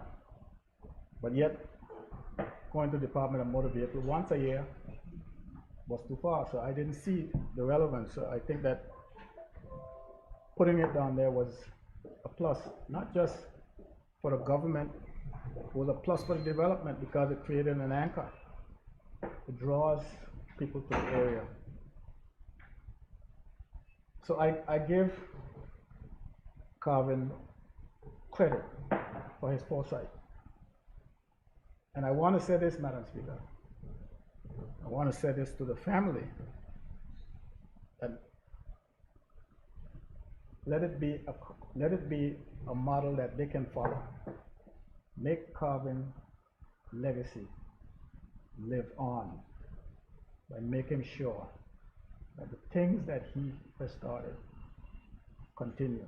There's work to be done. Those developments can't just sit there without constant initiative being poured into them in order for them to survive. You got to keep the tenants happy. When tenants leave, you got to bring new ones. You might have to do some expansion. So someone has to fill that void. That's all the talk that we are talking and all the praise that we are heaping on Carvin. Carvin would not be happy to know that what he has left behind didn't have a life. I'm sure he knew that that's what he was trying to do, breathe perpetual life into his initiatives. Madam Speaker, I knew when Carvin got elected and came into this house,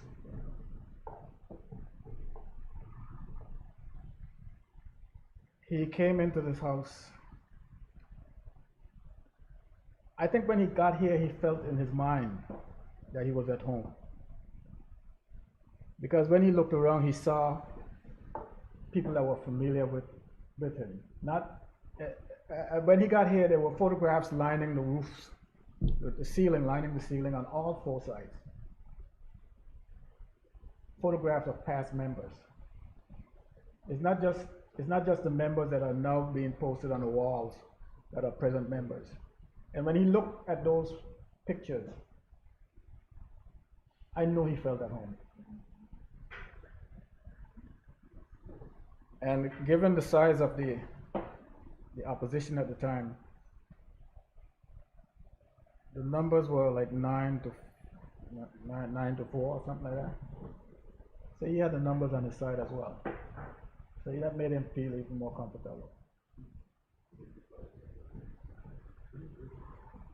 What was also remarkable about Carvin, he did some things while he was here that I guess only Carvin could have done. Usually it would have taken 5 terms for someone to do the things that Carvin did in one. I sat over here and I saw him. He was Minister for Health and Social Development. Then he became Minister for Health and Social Development and Deputy Premier. That's 2 terms. Then the next thing, he went back to being Minister of Health and Social Development. And the next thing I know, he was in the backbench. Same term.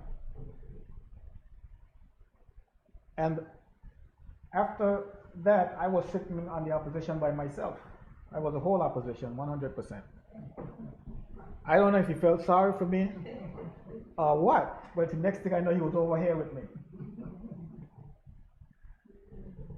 And I said, well, I don't know if I should hitch my wagon to this guy, because he's been moving around so fast and so often. Maybe next thing I know, he's gone. And who tell you? The next thing I know, look, Carvin wasn't here anymore. He was back in the back bench again. So he had fun. He had a lot of fun while he was here. Never a dull moment for the time he spent in this government, in this House of Assembly. Carvin always has. The only person I see walk around with a bag as big as his now is Myron. I know he's a lawyer, so lawyers will walk around with all kind of thing in the bag. But Carvin always had a big bag. And when he started pulling out, it's a phone with all kind of cards connected to it, a computer. Okay, 2 computers. So this is a guy who you know spend very little time at home. Because when he leaves, he probably had a change of clothes in his bag too. Guy's always out, coming home late. Because don't ask me how I know. It's not because I saw him, because he talked. Where he was last night, what happened. So how you know this? I was there. And you know that kind of thing only happened late.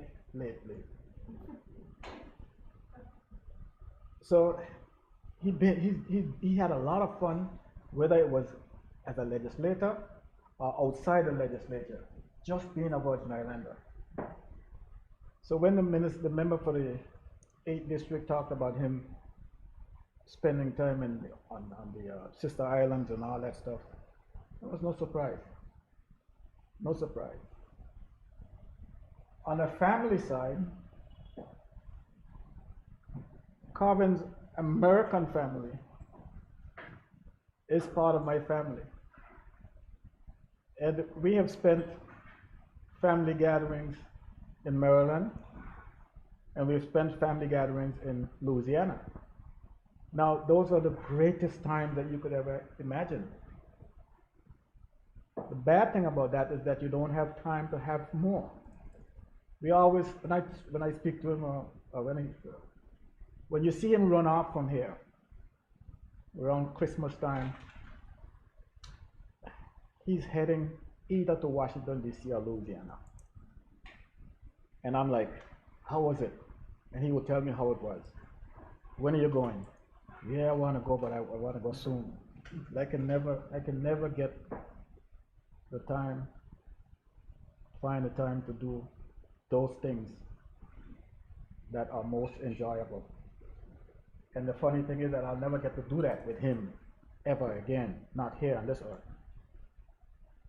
But had I known, or had he known, that he wouldn't be here today, maybe you would make it your business to find time to do those kind of things.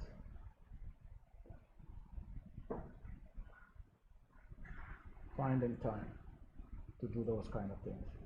When I got the news that Carvin was rushed to the hospital, I said, okay, maybe it was one of those kind of things where because of some severe pain, or you didn't look good, or you didn't feel good, you said, take me to the hospital. And that's how I saw it. Then the news came, it doesn't look good. I mean, in the same, almost the same message, it doesn't look good. What do you mean, to myself, what do you mean it doesn't look good? And then the next thing you know, you hear, he had expired.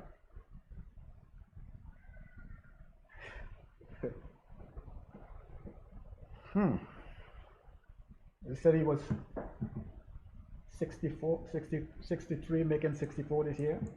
64 making 65 this year. Here's a guy who hasn't had the opportunity to collect a single social security check. Not one. And if you ask me, I can't confirm this. I don't know, but he probably had some time while he was in the States too, and would have gotten two. But he didn't get one. He didn't know this. Nobody around him knew this. He wasn't ailing, as far as I know. As far as I haven't heard anyone say he was ailing. But here we are. It's only a few months shy of serving in this house. That it was the members who served with him in the same legislature or the same house get up here today and be talking about him, one of our own person. I have convinced myself, and I have concluded in my mind, Madam Speaker, that every person who died, knew exactly when they were going to die. I don't know how much in advance they knew it, whether it was an hour before, a day before, or whatever it is. That's my conviction. But they don't tell anyone, or they can't tell anyone. Now you can look at me and say I'm crazy, you can look at me and say I'm wrong, you can look at me and say anything, but you'll never know the answer. It's your opinion. When your time comes, let me know if I was right.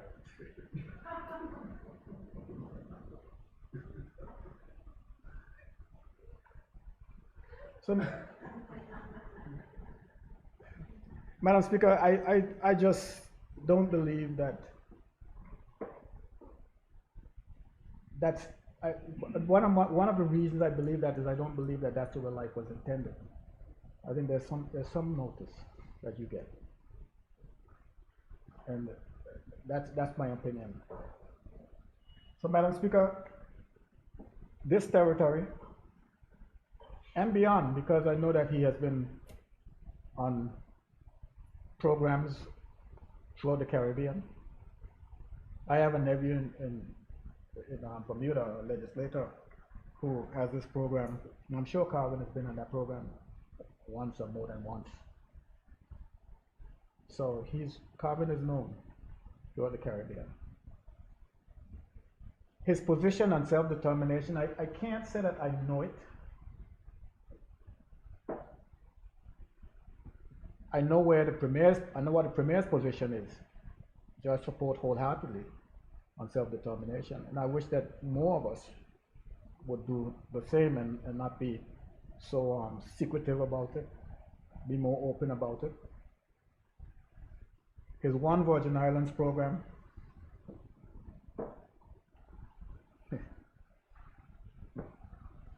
One VI. You know, Carvin was strange because he sat next to me in the opposition, and he moved a motion in the House of Assembly. No, we were discussing the COI, the constitutional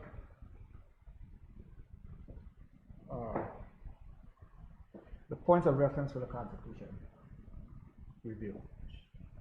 And one of the things that he moved an amendment, I think it was for 2 additional members in the House, and that they be at large members. I second the motion, Madam Speaker, because we're in the opposition together. I second the motion. But could you have a district representative? That's where my passion lies, Madam Speaker, in the district. His passion lied in the opposition. But what I would advocate, Madam Speaker, is if we were to expand the House of Assembly from 13 to 15 members. That would be two separate districts, and you gotta be a district and Johnson Dyke be a district. And there are those who would jump to the ceiling and they're gonna come back down because you can't stay up there forever. But when they come back down, I'll explain to them that all they need to do is look at places like the United States where the senators are 50 senators, 50 states. Rhode Island is the biggest, Little Johnson Dyke, and California is as big as Kuwait, Iraq, and each have 2 senators.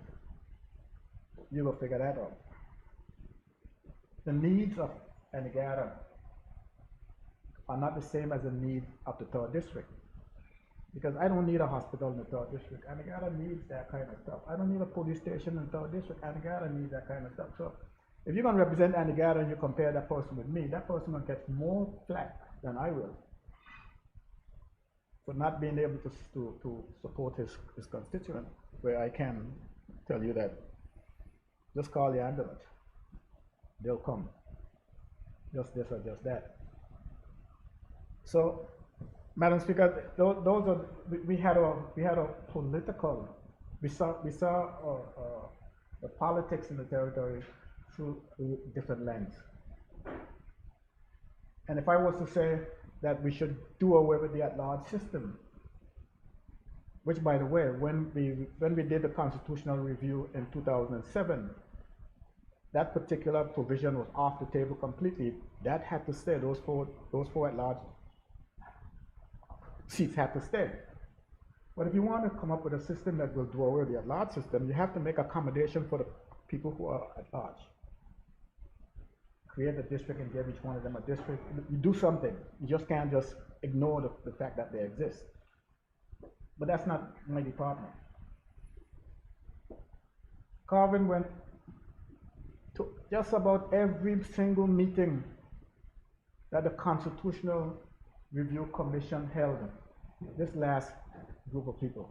He went to about every single one. They came to Sikosbe, there he is in Sikosbe. I'm sure he was everywhere else.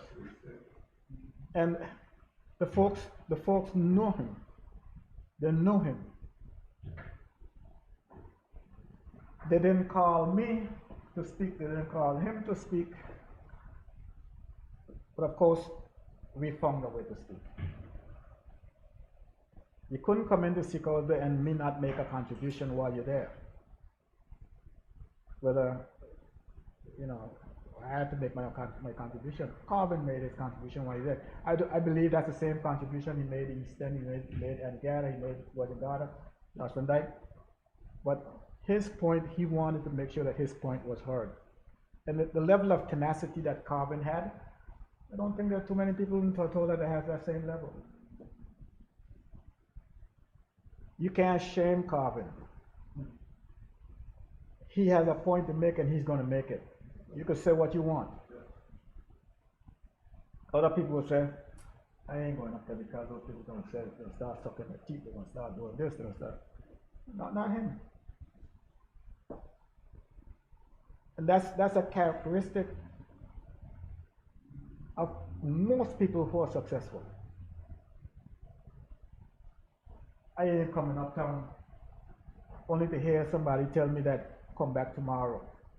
No, he's coming uptown, whether they tell him come back tomorrow or not, he's coming. So for those kind of qualities, you must admire Carvin. You must feel happy to have been in places where he was. And I said this territory is the better for the time that he has spent. This territory he has spent here, this territory is better for the things that he has done. And I just hope that there may be more Carvins who don't only look out for themselves,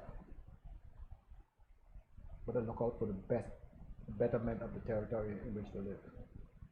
Thank you, Madam Speaker. Thank you, Honorable. I now recognize the Leader of the Opposition, Honorable Ronnie Skelton.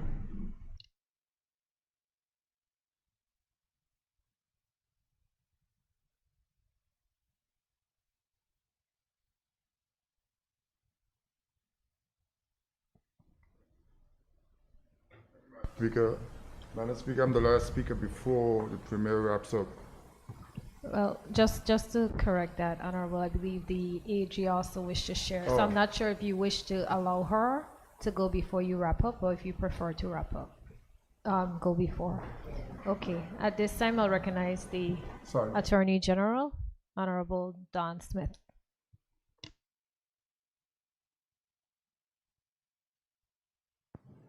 Thank you very much, Madam Speaker. Madam Speaker, my contribution will be very brief, as having heard the contributions of my colleagues who knew Honorable Kavin very well. There's little that I can add, although I must say that I was particularly fond of the proverbial cow in the road. Madam Speaker, before I proceed, I must also recognize the passing and express my condolences to the family of the late Wellington Romney, who gave many years of service to these islands in law enforcement and security, and of course as Sergeant of Arms in this honorable House, Madam Speaker. Mr. Romney always gave me the impression of a man on a mission. I will miss his ready and warm smile and his engaging personality. May his family be comforted at this difficult time, and may his soul rest in peace. Madam Speaker, I now turn to who I will forever refer to as Honorable Kavin. That was a fitting way to address him, and I addressed him that way even after he had left the House of Assembly.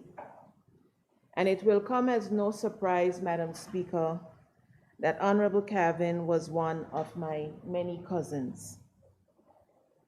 He was a good man, warm and friendly, and full of urgency, as if he never took time nor opportunity for granted.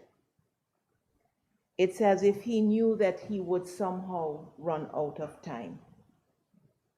He was a committed man, Madam Speaker. He was committed to his beliefs, his causes, and most importantly, to his family. I'm deeply saddened by his passing, and I extend my most sincere condolences to his dear wife, Pernice, who I knew that he loved, treasured, respected, and admired. His daughter, Kirsten, of whom he was very proud, and the rest of his immediate and extended family. May his soul also rest in peace. Thank you, Madam Speaker. Thank you. I now recognize the Leader of the Opposition, Honorable Ronnie Skelton. I probably, more than most, know Kevin, if not all his life, most of his life. And Kevin and I, we differ on the politics, not anything major, because we all were committed to the development of this country. But Kevin never, like most members say, Kevin never, hold enemies, and he's just like me. We say what we have to say, and that's it. And we move on, and I must say, I have a debt, I guess I have to pay to Kirsten. About 25 years ago, Madam Speaker, Kevin, basically opened his doors in Washington, in Maryland, to my wife and I when I had my major medical experience. Madam Speaker, like most members here, they haven't faced death. They don't know what it really is. But Kevin And shortly after that, again, I had to take my brother Julian for medical care, and Kevin was there. Kevin and I, we grew up in this country in difficult times. When I was in high school, just ready to leave, Kevin and his gang were just coming in. I left in '72. By the time they came in, they were in first form, and I left them. And when he came out of high school, I was at CVI in St. Thomas. So we meet in the summer here in the Virgin Islands, and we play most of the sports together. Basketball, and not much me now, I was kind of good. Volleyball, you know, we play most of those sports together. That's all there was. There wasn't no computer, no Game Boy to play with. You had to get outside, make your own toys, and exercise. Only here, nowadays, you hear people suffering from cholesterol and blood pressure and stuff, but those days, so everybody was outside. But Madam Speaker, we grew up in a time, like I said many occasions, when there was nothing in BVI. We watched our parents, and I heard the Deputy Premier mention, Kevin came from a family who were entrepreneurs. Baba, Sarah, Louise, and he had an aunt named Millie. You know, and these people were all business people. Like my father and my mother, they were all business people. That is what developed the British Virgin Islands. There were a lot more that you could mention, but we're going to concentrate on Kevin today. So because of these people, this entrepreneurial spirit of these people, they passed it on to now our generation. And we have developed, Kevin and I, we follow roughly the same path. He went Lions, I went Rotary. He building a family business, I building a family business. And we all colluded on trying to figure out what's the best way to do some of this stuff. So, Madam Speaker, Kevin is extremely and was extremely important to the development of his family's business. You know, I probably got closer to Meade and Keith than Kevin because Kevin was politically driven. And I used to tell him on many occasions, the politics we play in the BVI, family, friends, can't help us, they're going to destroy us and we're going to lose. If we don't find some way to forget when we leave this room, to forget the politics, instead trying to understand what's most important. The country, the people, well, then that's what we have to concentrate on. So Kevin and I, Madam Speaker, we, help our families develop these businesses. And one of the things that he and I will discuss, Ronnie, how we can get this stuff to the third generation. Because it's very difficult to get a family business to the third generation. Because all kind of things come into play. And it always reminds me of a simple thing. I'm sure most people hear it. My grandfather was walking, my father was riding a mule. I was driving a Mercedes. My son gonna drive a Lamborghini and my grandson gonna be walking again. Because the ingenuity and entrepreneurial spirit that helped the first and second and third generation is lost in the fourth and fifth generation. So we here as elected members, Madam Speaker, we have an obligation to make sure that these things don't happen. Because, like Kevin, I believe the strength of this country is the businesses the local people own. You know, we all is amazed of Branson cruise ship. You know, so Branson can make things happen. We need to get some of our people at that up to that level. I don't care who it is. So we can be proud and let the generations not yet born to understand where we can go. You know, I grew up like Lorna, where the first chief minister, H.L. Stout.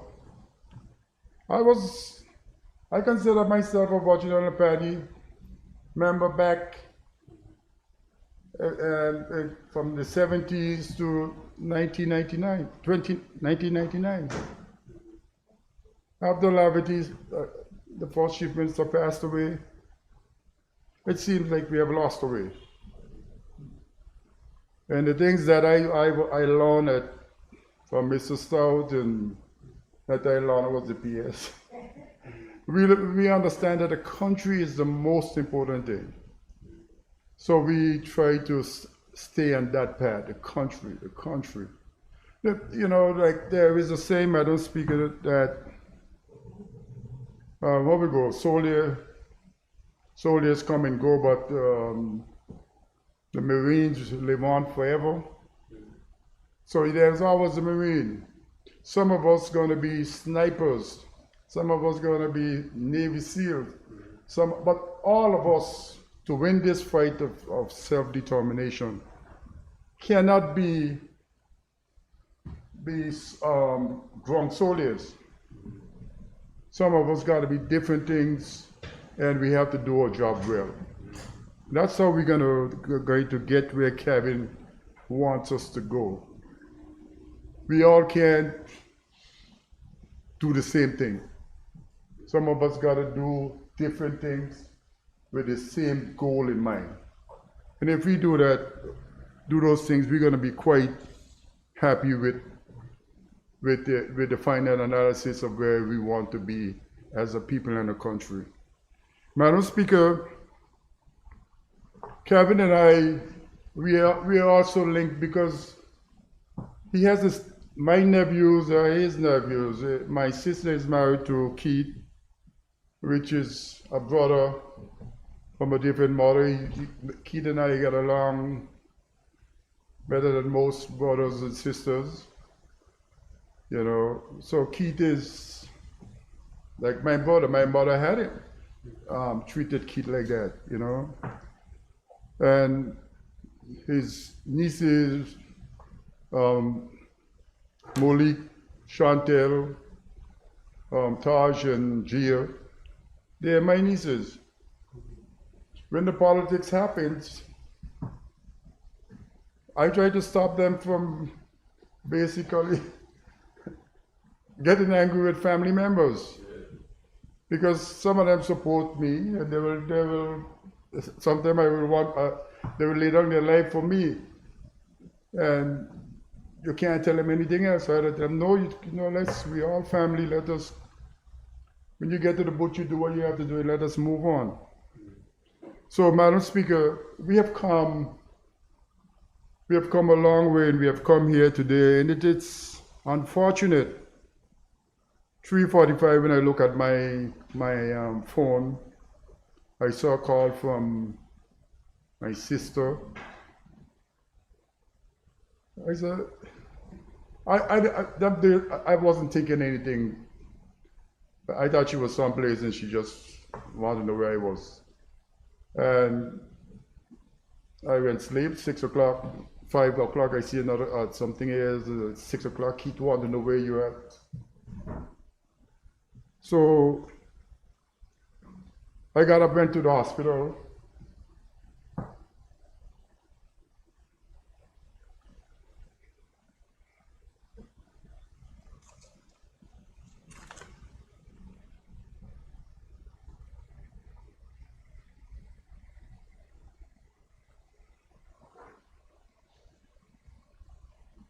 And the premier, I meet him there gasping for breath. You know, I went back home and tell Janice,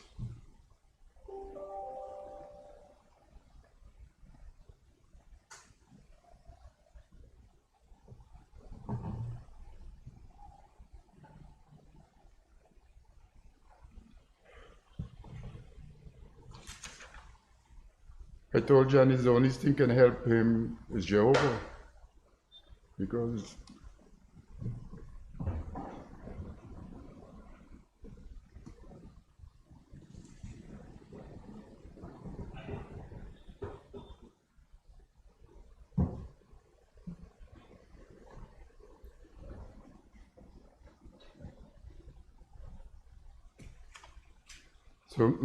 so Madam Speaker, you know,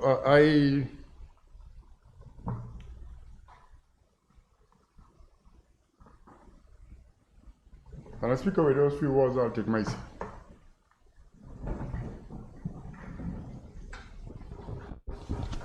Thank you, Honorable. At this time, I'll call on the Premier to wrap up.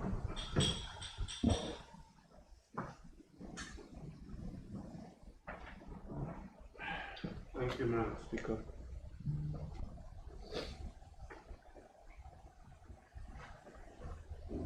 Madam Speaker, I just want to thank all the members for their contributions to our fallen comrade, the late Calvin Malone, which is difficult to, it's difficult for me still to acknowledge that he's really gone. You know, a lot of things were said about Calvin today, and I think there's certainly some central themes. One of the biggest themes is, you know, a good man with a good heart, and he loved his country. As Dr. Pickering says, this great little nation that we are building, he loved it and he was committing to building it. And I surely will miss him, Madam Speaker. As others have said, it's left a void that I'm not sure can be filled by any individual. But we must do our best to continue to walk. And Madam Speaker, we bid him Godspeed and farewell on his journey. And we again say to his wife, his daughter, his siblings, and all his family and loved ones, on behalf of the entire House of Assembly, we wish them heartfelt condolences, and we pray that God wraps his comforting arms around them in their time of grief, in our time of grief, I should say. And we must continue the good work, and we must continue the journey. And I certainly heard my honorable colleague, Honorable Penn, and also leader of the opposition, who admonished us to put politics in its rightful place. Of course, government has a job to do, opposition has a job to do. Both jobs are very important, but we must always ensure that we do not allow politics to divide us as a people, and that at the end of the day, after we argue and fight about issues. We come together as a people and come together as a people and ensure that we do all that we can to make not just this generation but coming generations lives more wholesome and more productive and more prosperous and successful. I acknowledge you as well, Madam Speaker, for the role you are playing, not just in this service, you and your team. And I certainly want to acknowledge our new clerk in her very first sitting in her respective role. And I want to acknowledge you and your team for all you're doing as it pertains to ensuring that Calvin Malone is given his just due and his respect as one who has served the people of the Virgin Islands as a member of the House of Assembly, and the work you're doing to ensure that he will have an appropriate homegoing service where he'll be lying in state in this very chambers on the 1st of February, as well as the service which will be held on February 2nd. With that, Madam Speaker, I will end my contribution. Thank you, Madam Speaker. Thank you, Honorable. Honorable members, a motion has been moved and seconded. Those in favor? Those against? The ayes have it. The motion is passed. I call upon the clerk. Item number 4, adjournment. Thank you. I call upon the Premier.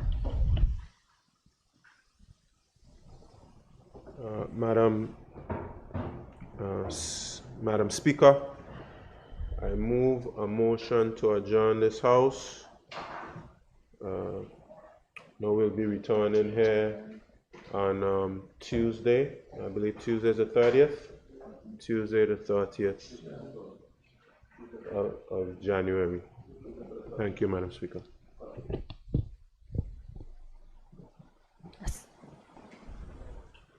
Madam Speaker, I rise to second the motion. Thank you. Honorable members, a motion has been moved and seconded. Those in favor? Those against? The ayes have it. The motion is passed. This House now stands adjourned until 30th of January 2024 at 10 a.m.